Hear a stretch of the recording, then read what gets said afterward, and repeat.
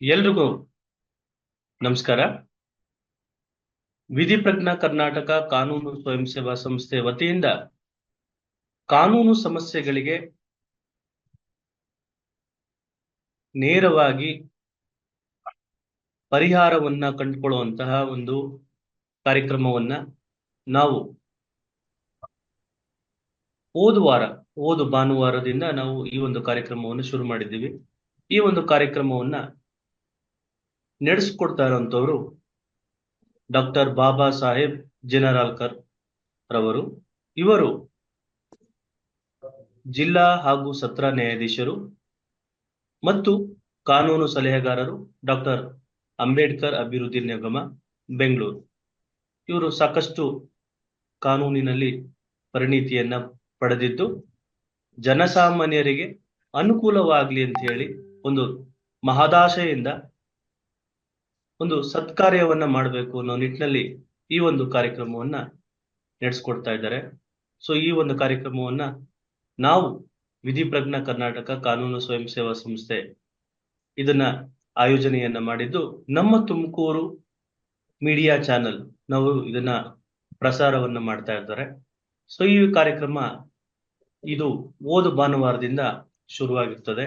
So ಈ ಕಾರ್ಯಕ್ರಮಕ್ಕೆ ತಾವೆಲ್ಲರೂ ಸಹ ಆಗಮಿಸಿ ತಮ್ಮ ತಮ್ಮ ಕಾನೂನು ಸಮಸ್ಯೆಗಳ ಬಗ್ಗೆ ಕೆಲವೊಂದು ಮಾಹಿತಿ ಹಾಗೂ ಸಲಹೆಗಳನ್ನ, ಸೂಕ್ತ ಸಲಹೆಗಳನ್ನ ತಗೊಳ್ಳಿ ಅಂತ ಹೇಳಿ, ಅನುಕೂಲ ಆಗ್ಲಿ ಅಂತ ಹೇಳಿ ಒಂದು ಕಾರ್ಯಕ್ರಮವನ್ನ ನಾವು ಆಯೋಜನೆಯನ್ನು ಮಾಡಿದ್ವಿ. ಸೊ ಎಲ್ರಿಗೂ ಸಹ ಧನ್ಯವಾದಗಳನ್ನ ಅರ್ಪಿಸ್ತಾ ಇವತ್ತು ಡಾಕ್ಟರ್ ಬಾಬಾ ಸಾಹೇಬ್ ಜಿನರಾಲ್ಕರ್ ಅವರನ್ನು ಸಹ ನಾವು ಬರಮಾಡ್ಕೊಳ್ಳೋಣ. ಧನ್ಯವಾದಗಳು ಸರ್. ನಮಸ್ತೆ ಸರ್.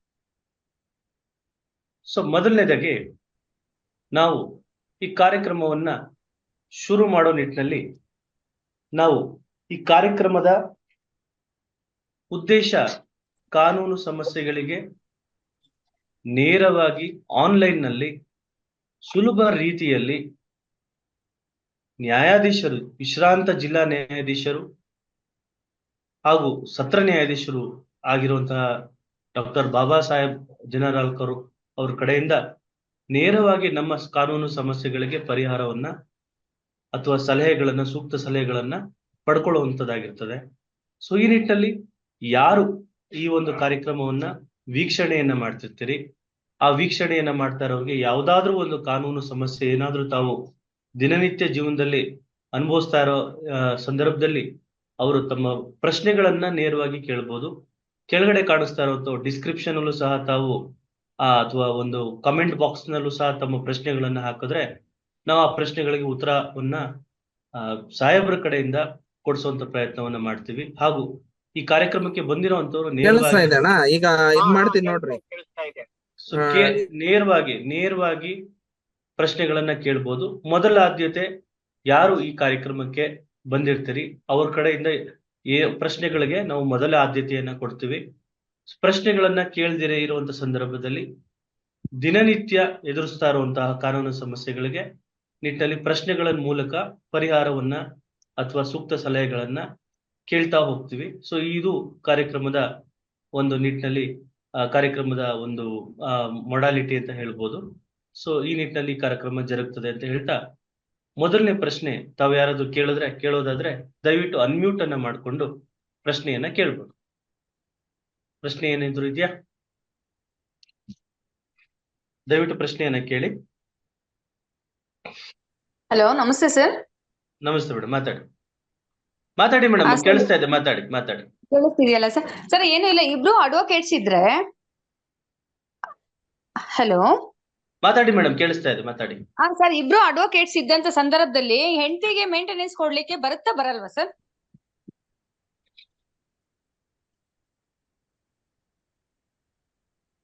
ಹಲೋ, ಕೇಳಿಸ್ತಾ ಇದೆ ಮೇಡಮ್. ಪ್ರಶ್ನೆ ಸಾಹೇಬ್ರಿಗೆ ಅರ್ಥ ಗೊತ್ತಾಯ್ತು ಅಂತ ನಾನು ಭಾವಿಸ್ತೀನಿ. ದಯವಿಟ್ಟು ಪ್ರಶ್ನೆಯನ್ನ ಮತ್ತೆ ರಿಪೀಟ್ ಅನ್ನ ಮಾಡಿ ದಯವಿಟ್ಟು. ಸ್ವಾಮಿ ನಮಸ್ತೆ ಸ್ವಾಮಿ. ನನ್ನ ಪ್ರಶ್ನೆ ಏನಂದ್ರೆ, ಈಗ ಇಬ್ರು ವಕೀಲರಿದ್ದಂತ ಸಂದರ್ಭದಲ್ಲಿ, ವಕೀಲ ವೃತ್ತಿಯನ್ನ ನಿರ್ವಹಿಸ್ತಾ ಇರ್ತಕ್ಕಂತ ಸಂದರ್ಭದಲ್ಲಿ ಹೆಂಡತಿಗೆ ಗಂಡ ಮೇಂಟೆನೆನ್ಸ್ ಕೊಡ್ಲಿಕ್ಕೆ ಬರುತ್ತಾ, ಜೀವನಾಂಶ ಕೊಡ್ಲಿಕ್ಕೆ ಬರುತ್ತಾ ಅಂತ. ಸ್ವಾಮಿ ತಮ್ದು ಇದಾಗಿದೆ, ಮ್ಯೂಟ್ ಆಗಿದೆ ಸ್ವಾಮಿ. ಅನ್ಮ್ಯೂಟ್ ಅನ್ನ ಮಾಡ್ಕೊಳ್ಳಿ. ಆ ತಮ್ಮ ಪ್ರಶ್ನೆ ನಮ್ಗೆ ಅರ್ಥ ಆಗಿದೆ. ಹಾ ಈ ಸ್ವಾಮಿ. ಜೀವನಾಂಶ ಕೊಡ್ಲಿಕ್ಕೆ ಅವಕಾಶ ಇರೋದು ಸೆಕ್ಷನ್ 125 CRPC ಕೆಳಗೆ. ಹಾ ಸೊ ಸ್ವಾಮಿ. 125 CRPC ಏನ್ ಹೇಳ್ತದೆ ಅಂದ್ರೆ, ಯಾವುದೇ ಒಬ್ಬ ವ್ಯಕ್ತಿ ತನ್ನನ್ನ ತಾನು ಜೀವನ ನಡೆಸ್ಕೊಳ್ಳಿಕ್ಕೆ ಅಸಮರ್ಥನಾದ್ರೆ, ಗಂಡ ಅಂತವ್ರನ್ನ ನಿರ್ಲಕ್ಷಿಸಿದ್ರೆ ಅಥವಾ ನೋಡ್ಕೊಳ್ಳಿಕ್ಕೆ ನಿರಾಕರಿಸಿದ್ರೆ ಜೀವನಾಂಶವನ್ನ ಪಡಿತಕ್ಕಂತ ಹಕ್ಕು ಇದೆ ಅಂತ ಸೆಕ್ಷನ್ 125 CRPC ಹೇಳ್ತದೆ. ಸೊ ಹಾ ಇಲ್ಲಿ ಗಂಡ ಹೆಂಡತಿ ಇಬ್ರು ವಕೀಲರಿರೋದ್ರಿಂದ, ಹೆಂಡತಿ ಇದ್ದವಳು ಗಂಡನ ವಿರುದ್ಧ ಜೀವನಾಂಶ ಕೋರಿ ಅರ್ಜಿ ಹಾಕುವ ಸಂದರ್ಭದಲ್ಲಿ ಹೆಂಡತಿ ಏನು ಸಿದ್ಧ ಮಾಡ್ಬೇಕಪ್ಪ ಅಂತಂದ್ರೆ, ಗಂಡನಿಗೆ ಸಾಕಷ್ಟು ವರಮಾನ ಇದೆ, ನನಗೆ ಸಾಕಷ್ಟು ವರಮಾನ ಇಲ್ಲ, ನನ್ನನ್ನು ನಾನು ನೋಡಿಕೊಳ್ಳಲು ಅಸಮರ್ಥಳಿದ್ದೇನೆ, ನನಗೆ ಬದುಕಲು ಬೇಕಾದಂತಹ ಇನ್ಕಮ್ ಇಲ್ಲ ಅನ್ನೋದನ್ನ ಅವಳು ನ್ಯಾಯಾಲಯಕ್ಕೆ ಸಿದ್ಧಪಡಿಸಿದರೆ ಮಾತ್ರ ಅವಳು ನ್ಯಾಯಾಲಯದಿಂದ ಜೀವನಾಂಶವನ್ನ ಪಡ್ಲಿಕ್ಕೆ ಆಗ್ತದೆ. ಒಂದ್ ವೇಳೆ ಗಂಡ ಇದ್ದವನು ಇಲ್ಲ, ನನ್ನ ಹೆಂಡತಿನೂ ವಕೀಲಾಗಿದ್ದಾಳೆ, ಅವಳಿಗೆ ಸಾಕಷ್ಟು ವರಮಾನ ಇದೆ, ಅವಳು ತನ್ನನ್ನ ತಾನು ನೋಡ್ಕೊಳ್ಳುವಷ್ಟು ಅವಳು ಆರ್ಥಿಕವಾಗಿ ಶಕ್ತಿವಂತಳಾಗಿದ್ದಾಳೆ ಅಂತ ಗಂಡ ನ್ಯಾಯಾಲಯಕ್ಕೆ ಸಿದ್ಧಪಡಿಸಿದರೆ ಆಕೆ ಅರ್ಜಿ ವಜಾ ಆಗ್ತದೆ. ಹಾ ಸ್ವಾಮಿ, ಇನ್ನೊಂದು ಸಣ್ಣ ಕ್ಲಾರಿಫಿಕೇಶನ್ ಸ್ವಾಮಿ. ಆ ಹೆಂಡತಿ ಆದವಳು ಅವಳ ಜೀವನವನ್ನು ಅವಳು ನಡೆಸಲಿಕ್ಕೆ ಸಬಲಳಿದ್ದು ಮಕ್ಕಳಿರ್ತಾರಲ್ಲ ಸ್ವಾಮಿ, ಆ ಮಕ್ಕಳಿಗೆ ತಗೋಬಹುದಲ್ಲ ಸ್ವಾಮಿ ನಾವು ಮೇಂಟೆನೆನ್ಸ್? 100% ತಗೋಬಹುದು. ಯಾಕಂದ್ರೆ ಮಕ್ಕಳಿಗೆ ನಾವು ಸಾಮಾನ್ಯ ಮತ್ತು ಗಂಡು ಮಕ್ಕಳಿಗೆ ಮತ್ತು ಹೆಣ್ಮಕ್ಳಿಗೆ ಮದುವೆ ಆಗುವವರೆಗೆ ಜೀವನಾಂಶವನ್ನ ಪಡೆದುಕೊಳ್ತಕ್ಕಂತ ಹಕ್ಕಿದೆ. ಅದನ್ನ ಅವರು ಮಕ್ಕಳ ಪರವಾಗಿ ನ್ಯಾಯಾಲಯಕ್ಕೆ ಅರ್ಜಿ ಹಾಕಿ ಗಂಡನಿಂದ ಜೀವನಾಂಶವನ್ನ ಪಡೆದುಕೊಳ್ತಕ್ಕಂತ ಎಲ್ಲ ಹಕ್ಕನ್ನು ಅವರು ಹೊಂದಿದ್ದಾರೆ. ಸರಿ ಸ್ವಾಮಿ, ಧನ್ಯವಾದಗಳು ಸ್ವಾಮಿ.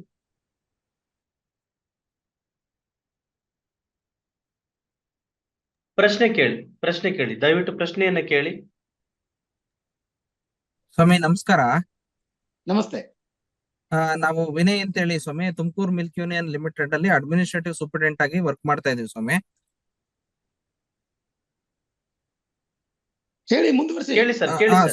ಸ್ವಾಮಿ 14/2/2025 ಮೇಲ್ಜಾತಿಯವರು ಒಬ್ರು ನಮ್ಗೆ ಅವಾಚ್ಯ ಶಬ್ದಗಳಿಂದ ಅಂತಂದ್ರೆ ಬೈದು ಅವಾಚ್ಯ ಶಬ್ದಗಳಿಂದ ನಿಂದಿಸಿ ಒಡೆಯಲು ಮುಂದಾಗಿರ್ತಾರೆ. ನಾವು ಅವರು ಒಡೆಯಕ್ ಬಂದಾಗ ನಾವೇನ್ ಮಾಡ್ತೀವಿ, ನಮ್ ಗಾಡಿ ತಗೊಂಡು ನಾವು ಅಟ್ಬಿಡ್ತೀವಿ ಸ್ವಾಮಿ.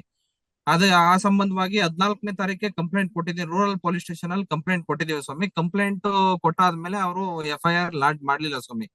ಆಮೇಲೆ ನಾವೇನ್ ಮಾಡಿದ್ವಿ, DYSP ಗೆ ಮತ್ತೆ PSI ಇಬ್ರಿಗೂ ನಾವು ರಿಜಿಸ್ಟರ್ ಪೋಸ್ಟ್ ಮಾಡ್ತೀವಿ ಸ್ವಾಮಿ. ರಿಜಿಸ್ಟರ್ ಪೋಸ್ಟ್ ಆದ್ಮೇಲೂ FIR ಮಾಡ್ಲಿಲ್ಲ, ಏನು ಮಾಡ್ಲಿಲ್ಲ ಸ್ವಾಮಿ. ನಾನು ಡೈರೆಕ್ಟ್ ಆಗಿ ಹೋಗಿ SP ಅವ್ರಿಗೆ ಖುದ್ದು ದೂರ್ ಸಲ್ಲಿಸ್ತೀನಿ ಸ್ವಾಮಿ. ದೂರ್ ಸಲ್ಲಿಸಂತ ಸಂದರ್ಭದಲ್ಲಿ ಅವರು PSI ಅವ್ರಿಗೆ ಇನ್ಸ್ಟ್ರಕ್ಟ್ ಮಾಡ್ತಾರೆ, ನೀವು ಅದನ್ನ FIR ಮಾಡಿ ಅಂತೇಳಿ ಇನ್ಸ್ಟ್ರಕ್ಟ್ ಮಾಡ್ತಾರೆ. ಆಗ್ಲೂ ಸಹ PSI ಅವರು FIR ಮಾಡ್ದಂಗೆನೆ ನಮ್ಮ ಆಫೀಸು ಪ್ರಿಮಿಸಿಸ್ ಬಂದು ಅಲ್ಲಿ ಗಲಾಟೆ ಆದಂತ ಸ್ಥಳ ಪರಿಶೀಲನೆ ಎಲ್ಲ ಮಾಡಿ ನಾವು ಯಾರ್ಯಾರು ಸಾಕ್ಷಿ ಅಂತ ಹೇಳಿದೀವೋ ಅವ್ರದೆಲ್ಲ ಸ್ಟೇಟ್ಮೆಂಟ್ ತಗೊಂಡಿದ್ದಾರೆ ಸ್ವಾಮಿ. ಇದುವರೆಗೂ FIR ಮಾಡಿಲ್ಲ ಸ್ವಾಮಿ. ನಮ್ಗೆ ಮುಂದೆ ಏನ್ ಮಾಡ್ಬೇಕು ಅಂತ ಗೊತ್ತಾಗ್ತಾ ಇಲ್ಲ ಸ್ವಾಮಿ, ಅದಕ್ಕೆ ಸ್ವಲ್ಪ ತಾವು ಗೈಡ್ ಮಾಡಿ ಸ್ವಾಮಿ. ಇದು ಪೊಲೀಸರ ನಿರ್ಲಕ್ಷ್ಯ ಮತ್ತು ಕರ್ತವ್ಯ ಲೋಪ. ನೀವು ಈ ವಿಷಯವಾಗಿ ರಾಜ್ಯದ ಡೈರೆಕ್ಟರ್ ಜನರಲ್ ಪೊಲೀಸ್ ಇರ್ಬೋದು, ಅಥವಾ ರಾಜ್ಯದ ಗೃಹ ಕಾರ್ಯದರ್ಶಿ ಇರ್ಬೋದು, ಇಲ್ಲವೇ ಮಾನವ ಹಕ್ಕುಗಳ ಆಯೋಗ ಇರ್ಬೋದು, ಈ ಮತ್ತೆ IGP ಇರ್ಬೋದು, ಇವರಿಗೆಲ್ಲ ತಾವು ಆ ದೂರಿನ ಪ್ರತಿಯನ್ನ ಕೊಟ್ಟು ತಾವೇನೀಗ ಹೇಳಿದ್ರಿ ಇದೆಲ್ಲ ವಿಷಯವನ್ನ ಬರೆದು ಅವ್ರ ಗಮನಕ್ಕೆ ತರಲಿಕ್ಕೆ ತಾವು ಪ್ರಯತ್ನ ಮಾಡಿ. ಅದ್ರ ಜೊತೆಗೆ ಈ ಬೆಂಗಳೂರಿನಲ್ಲಿ ಕಾವೇರಿ ಭವನದಲ್ಲಿ ಈ ಪರಿಶಿಷ್ಟ ಜಾತಿ ಪರಿಶಿಷ್ಟ ಪಂಗಡಗಳ ಒಂದು ಸೆಲ್ ಇದೆ, ಆ ಸೆಲ್ಗೂ ಕೂಡ ತಾವು ದೂರಿನ ಪ್ರತಿಯನ್ನ ಕಳಿಸಬಹುದು. ಅಷ್ಟೇ ಅಲ್ಲದೆ ಬೆಂಗಳೂರಿನ ವಿಶ್ವೇಶ್ವರಯ್ಯ ಟವರ್ನಲ್ಲಿ ಪೊಲೀಸ್ ಕಂಪ್ಲೇಂಟ್ ಅಥಾರಿಟಿ ಅಂತಕ್ಕಂಥ ಒಂದು ಆಫೀಸ್ ಇದೆ. ಆ ಆಫೀಸ್ಗೆ ನಿವೃತ್ತ ಹೈಕೋರ್ಟಿನ ನ್ಯಾಯಾಧೀಶರು ಅದಕ್ಕೆ ಅಧ್ಯಕ್ಷರಾಗಿರ್ತಾರೆ. ತಾವು ಪೊಲೀಸ್ ಕಂಪ್ಲೇಂಟ್ ಅಥಾರಿಟಿ ಕೂಡ ಈ ದೂರನ್ನ, ಈ ನೀವು ಕೊಟ್ಟಂತ ಮೊದಲನೇ ದೂರನ್ನ ಮತ್ತು ಅಲ್ಲಿಯ ಲೋಕಲ್ PSI ಮಾಡಿದಂತ ಕರ್ತವ್ಯ ಲೋಪವನ್ನ ವಿಶದವಾಗಿ ಬರೆದು ತಾವು ಪೊಲೀಸ್ ಕಂಪ್ಲೇಂಟ್ ಅಥಾರಿಟಿ ಕೂಡ ಇದನ್ನ ತರಲಿಕ್ಕೆ ಅವಕಾಶ ಇದೆ. ಸರಿ ಸ್ವಾಮಿ, ಥ್ಯಾಂಕ್ ಯು ಸ್ವಾಮಿ, ಧನ್ಯವಾದಗಳು ಸ್ವಾಮಿ. ಧನ್ಯವಾದಗಳು ವಿನಯ್ ಸರ್. ಪ್ರಶ್ನೆಗಳನ್ನು ಕೇಳಿ.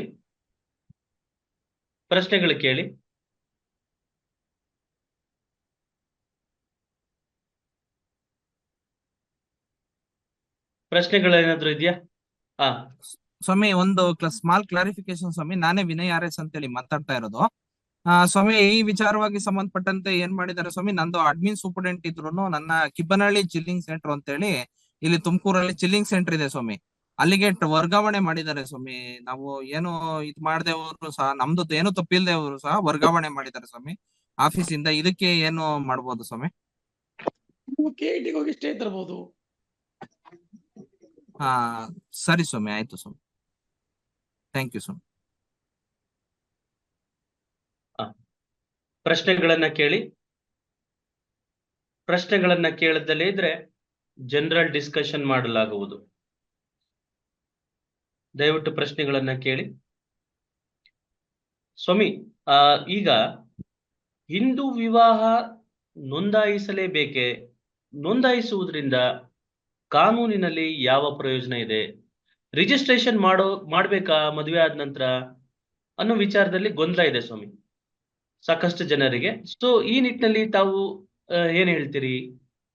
ಹಿಂದೂ ಮ್ಯಾರೇಜ್ ಅನ್ನ ಕಡ್ಡಾಯವಾಗಿ ನೋಂದಣಿ ಮಾಡಲೇಬೇಕು ಅಂತ ಏನು ಹಿಂದೂ ಮ್ಯಾರೇಜ್ ಆಕ್ಟ್ 1955 ಏನಿಲ್ಲ. ಆದ್ರೆ ಅದನ್ನ ಮ್ಯಾರೇಜ್ ಅನ್ನ ನೋಂದಣಿ ಮಾಡಿದ್ರೆ ಅದು ಒಂದು ಮ್ಯಾರೇಜ್ಗೆ ಪ್ರೂಫ್ ಆಗ್ತದೆ. ನಾಳೆ ಏನಾದರೂ ಗಂಡ ಮತ್ತು ಹೆಂಡತಿಯ ಮಧ್ಯೆ ವಿವಾದ ಬಂದು ನ್ಯಾಯಾಲಯಕ್ಕೆ ಏನಾದರೂ ಒಂದು ಪರಿಹಾರ ಕೋರಿ ಅಥವಾ ಆಸ್ತಿಯಲ್ಲಿ ಪಾಲ್ ಕೇಳಿ ಅಥವಾ ಜೀವನಾಂಶ ಕೇಳಿ ಅಥವಾ ಮಕ್ಕಳ ಕಸ್ಟಡಿ ಕೇಳಿ ಮ್ಯಾರೇಜ್ ಅನ್ನ ಇನ್ನೊಂದು ಪಾರ್ಟಿ ಡಿಸ್ಪ್ಯೂಟ್ ಮಾಡಿದ್ರೆ ಮದುವೆ ಆಗಿದೆ ಅನ್ನೋದನ್ನ ಸಿದ್ಧಪಡಿಸ್ತಕ್ಕಂತ ಅದು ದಾಖಲೆ ಆಗ್ತದೆ. ಅದು ಮ್ಯಾರೇಜ್ಗೆ ಅದು ಪ್ರೂಫ್ ಆಗ್ತದೆ ಒಂದು. ಮತ್ತೆ ಇನ್ನೊಂದು, ಗಂಡ ಅಥವಾ ಹೆಂಡತಿ ಸತ್ ಮೇಲೆ ಅವರ ಆಸ್ತಿಗೆ ವಾರಸ್ದಾರ ಆಗ್ಲಿಕ್ಕೆ ಅದು ಸುಲಭವಾದಂತಹ ಒಂದು ಅಡ್ಮಿಸಿಬಲ್ ಡಾಕ್ಯುಮೆಂಟ್ ಆಗ್ತದೆ. ಗಂಡ ಅಥವಾ ಹೆಂಡತಿ ಏನಾದ್ರೂ ಸರ್ಕಾರಿ ನೌಕರಿ ಇದ್ರೆ ಅವರು ನಾಳೆ ಏನಾದ್ರೂ ನಿವೃತ್ತಿಯಾದ ನಂತರ ಅವ್ರೇನಾದ್ರೂ ಮೃತರಾದ್ರೆ ಅವರ ಪಿಂಚಣಿಗೆ ಅಥವಾ ರಿಟೈರ್ಮೆಂಟ್ ಬೆನಿಫಿಟ್ಸ್ಗೆ ಅವು ಹಕ್ಕುದಾರ ಅಂತ ಸಿದ್ಧಪಡಿಸಲಿಕ್ಕೆ ಅವಕಾಶ ಆಗ್ತದೆ. ಅಷ್ಟೇ ಅಲ್ಲದೆ ಇಬ್ರು ಏನಾದ್ರೂ ವಿದೇಶಕ್ಕೆ ಹೋಗುವ ಸಂದರ್ಭ ಬಂದ್ರೆ ಅವರಿಗೆ ಪಾಸ್ಪೋರ್ಟ್ಗೆ, ವೀಸಾಗೆ ಈ ಮ್ಯಾರೇಜ್ ರಿಜಿಸ್ಟ್ರೇಷನ್ ಅನುಕೂಲ ಆಗ್ತದೆ. ಸೊ ಮ್ಯಾರೇಜ್ ರಿಜಿಸ್ಟ್ರೇಷನ್ ಮಾಡೋದ್ರಿಂದ ಆಗ್ತಕ್ಕಂತ ಅನುಕೂಲ ಏನಪ್ಪಾ ಅಂದ್ರೆ, in case of dispute regarding the marriage ಆಗಿದೆ ಅನ್ನಲಿಕ್ಕೆ ಇದೊಂದು ದಾಖಲೆ ಆಗ್ತದೆ. ದಾಖಲೆ ಇಲ್ಲದವರು ಏನೆಲ್ಲ ಪ್ರೂವ್ ಮಾಡ್ಬೇಕಾಗ್ತದೆ ಸ್ವಾಮಿ? ದಾಖಲೆ ಇಲ್ಲದವ್ರು ನಮ್ದು ಮದುವೆ ಮ್ಯಾರೇಜ್ ಡಿಸ್ಪ್ಯೂಟ್ ಆದ್ರೆ ಮಾತ್ರ ಪ್ರೂವ್ ಮಾಡ್ಬೇಕು. ಮ್ಯಾರೇಜ್ ಯಾವುದೋ ಡಿಸ್ಪ್ಯೂಟ್ ಒಂದು ಮಾಡ್ತಾರೆ ಪಾರ್ಟಿ, ಆ ಯಾವುದೋ ಒಂದು ಸಂದರ್ಭದಲ್ಲಿ ಪಾರ್ಟಿ ಸ್ವಾಮಿ. ಗಂಡ ಅಥವಾ ಹೆಂಡತಿ ನಾವು ಮದುವೆನೇ ಆಗಿಲ್ಲ, ನಾವು ಕಾನೂನುಬದ್ಧ ಹೆಂಡತಿ ಅಲ್ಲ ಅಂತ ಏನಾದ್ರೂ ಅವರು ಅದನ್ನ ಡಿಸ್ಪ್ಯೂಟ್ ಮಾಡಿದರೆ, ಅಲ್ಲಗಳಿದರೆ ಮಾತ್ರ ನಾವು ಮ್ಯಾರೇಜ್ ಆಗಿದೆ ಅನ್ನೋದನ್ನ ಸಿದ್ಧಪಡಿಸ್ತಕ್ಕಂಥ ಜವಾಬ್ದಾರಿ ಇನ್ನೊಂದು ಪಕ್ಷಗಾರ ಮೇಲೆ ಇರ್ತದೆ. ಅದಕ್ಕೆ ಅವರು ತಮ್ಮ ಮ್ಯಾರೇಜ್ ಇನ್ವಿಟೇಷನ್ ಕಾರ್ಡ್ ಇರ್ಬೋದು, ಮ್ಯಾರೇಜ್ ಫೋಟೋಸ್ ಇರ್ಬೋದು, ಅಥವಾ ಮದುವೆಗೆ ಬಂದಂತ ಪುರೋಹಿತರು ಇರ್ಬೋದು, ಮದುವೆಗೆ ಬಂದಂತ ಸಾಕ್ಷಿದಾರ ಇರ್ಬೋದು. ಸೊ ಇಂಥವರ ಸಾಕ್ಷ್ಯಗಳ ಮೂಲಕ ಮದುವೆ ಆಗಿದೆ ಅಂತ ತಾವು ಪ್ರೂವ್ ಮಾಡಬಹುದು. ಅಥವಾ ಅವರು ಸರ್ವಿಸ್ ರಿಜಿಸ್ಟರ್ದಲ್ಲಿ ತಮ್ಮ ಗಂಡನನ್ನೋ ಅಥವಾ ಹೆಂಡತಿಯನ್ನೋ ನಾಮಿನಿಯಾಗಿ ಮಾಡಿದ್ರೆ, ಅಥವಾ LIC ಯಲ್ಲಿ ಅಥವಾ ಮತ್ತಾವುದೇ ಇನ್ಶೂರೆನ್ಸ್ ಪಾಲಿಸಿಯಲ್ಲಿ ಅವ್ರನ್ನ ನಾಮಿನಿ ಅಂತ ಮಾಡಿದ್ರೆ, ಅಲ್ಲಿ ರಿಲೇಶನ್ಶಿಪ್ ಅನ್ನ ಗಂಡ ಅಥವಾ ಹೆಂಡತಿ ಅಂತ ತೋರಿಸಿದ್ರೆ, ಬಿಕಾಸ್ ಈ ಎಲ್ಲ ದಾಖಲೆಗಳು they have been done at the undisputed point of time. ಈ ಎಲ್ಲ ದಾಖಲೆಗಳನ್ನ ಯಾವುದೇ ವಿವಾದ ಇಲ್ಲದಂತ ಸಂದರ್ಭದಲ್ಲಿ ಮಾಡಿರೋದ್ರಿಂದ they are presume to be genuine and valid. ಈ ಎಲ್ಲ ದಾಖಲೆಗಳು ಜಗಳ ಆಗುವಕ್ಕಿಂತನೇ ಮುಂಚೆನೆ ಇವನ್ನ ಮಾಡಿದ್ರಿಂದ these documents are presume to be valid and legal. So ಇಂಥವುಗಳನ್ನ ನ್ಯಾಯಾಲಯಕ್ಕೆ ತಾವು ಕೊಟ್ಟು ಅವುಗಳನ್ನ ನಿಶಾನೆಗೊಳಿಸಿದ್ರೆ, ಎಕ್ಸಿಬಿಟ್ ಮಾಡಿದ್ರೆ, ಸೊ ಇಂಡಿಯನ್ ಎವಿಡೆನ್ಸ್ ಆಕ್ಟ್ ಪ್ರಕಾರ ಅವುಗಳನ್ನ ಅಡ್ಮಿಸಿಬಲ್ ಡಾಕ್ಯುಮೆಂಟ್ ಅಂತ ಪ್ರೂವ್ ಮಾಡಿದ್ರೆ, ಸೊ ಇವರು ಕಾನೂನುಬದ್ಧ ಗಂಡ ಹೆಂಡತಿ, legally married wife and husband ಅಂತ ಸಾಬೀತು ಮಾಡ್ಲಿಕ್ಕೆ ಅವಕಾಶ ಆಗ್ತದೆ. ಸ್ವಾಮಿ, ಈ ಎರಡನೇ ಮದುವೆ ಮಾಡ್ಕೊಳ್ತಾರೆ, ಮೊದಲನೇ ಹೆಂಡತಿ ತಾನು ಸಮ್ಮತಿಯನ್ನ ಕೊಟ್ಟಿರ್ತೀನಿ ಅಂತ ಹೇಳುವಂತ ಸಂದರ್ಭದಲ್ಲಿ ಆ ಎರಡನೇ ಮದುವೆ ಅದು ವ್ಯಾಲಿಡ್ ಆಗುತ್ತಾ ಸ್ವಾಮಿ? ನೋಡಿ, ಹಿಂದೂ ಮ್ಯಾರೇಜ್ ಆಕ್ಟ್ 1955 ಅಂತ ಇದೆ.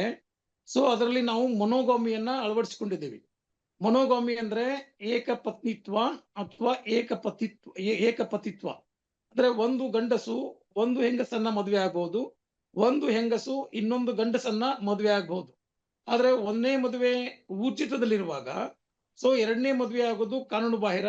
That is punishable offence under section 497 of IPC, that is known as bigamy. ಅದನ್ನ ಬೈಗಮಿ ಅಂತ ಪರಿಗಣಿಸಿ ಸೆಕ್ಷನ್ 497 ಭಾರತೀಯ ದಂಡ ಸಂಹಿತೆ ಪ್ರಕಾರ 7 ವರ್ಷಗಳವರೆಗೆ ಶಿಕ್ಷಾರ್ಹ ಅಪರಾಧ ಆಗ್ತದೆ.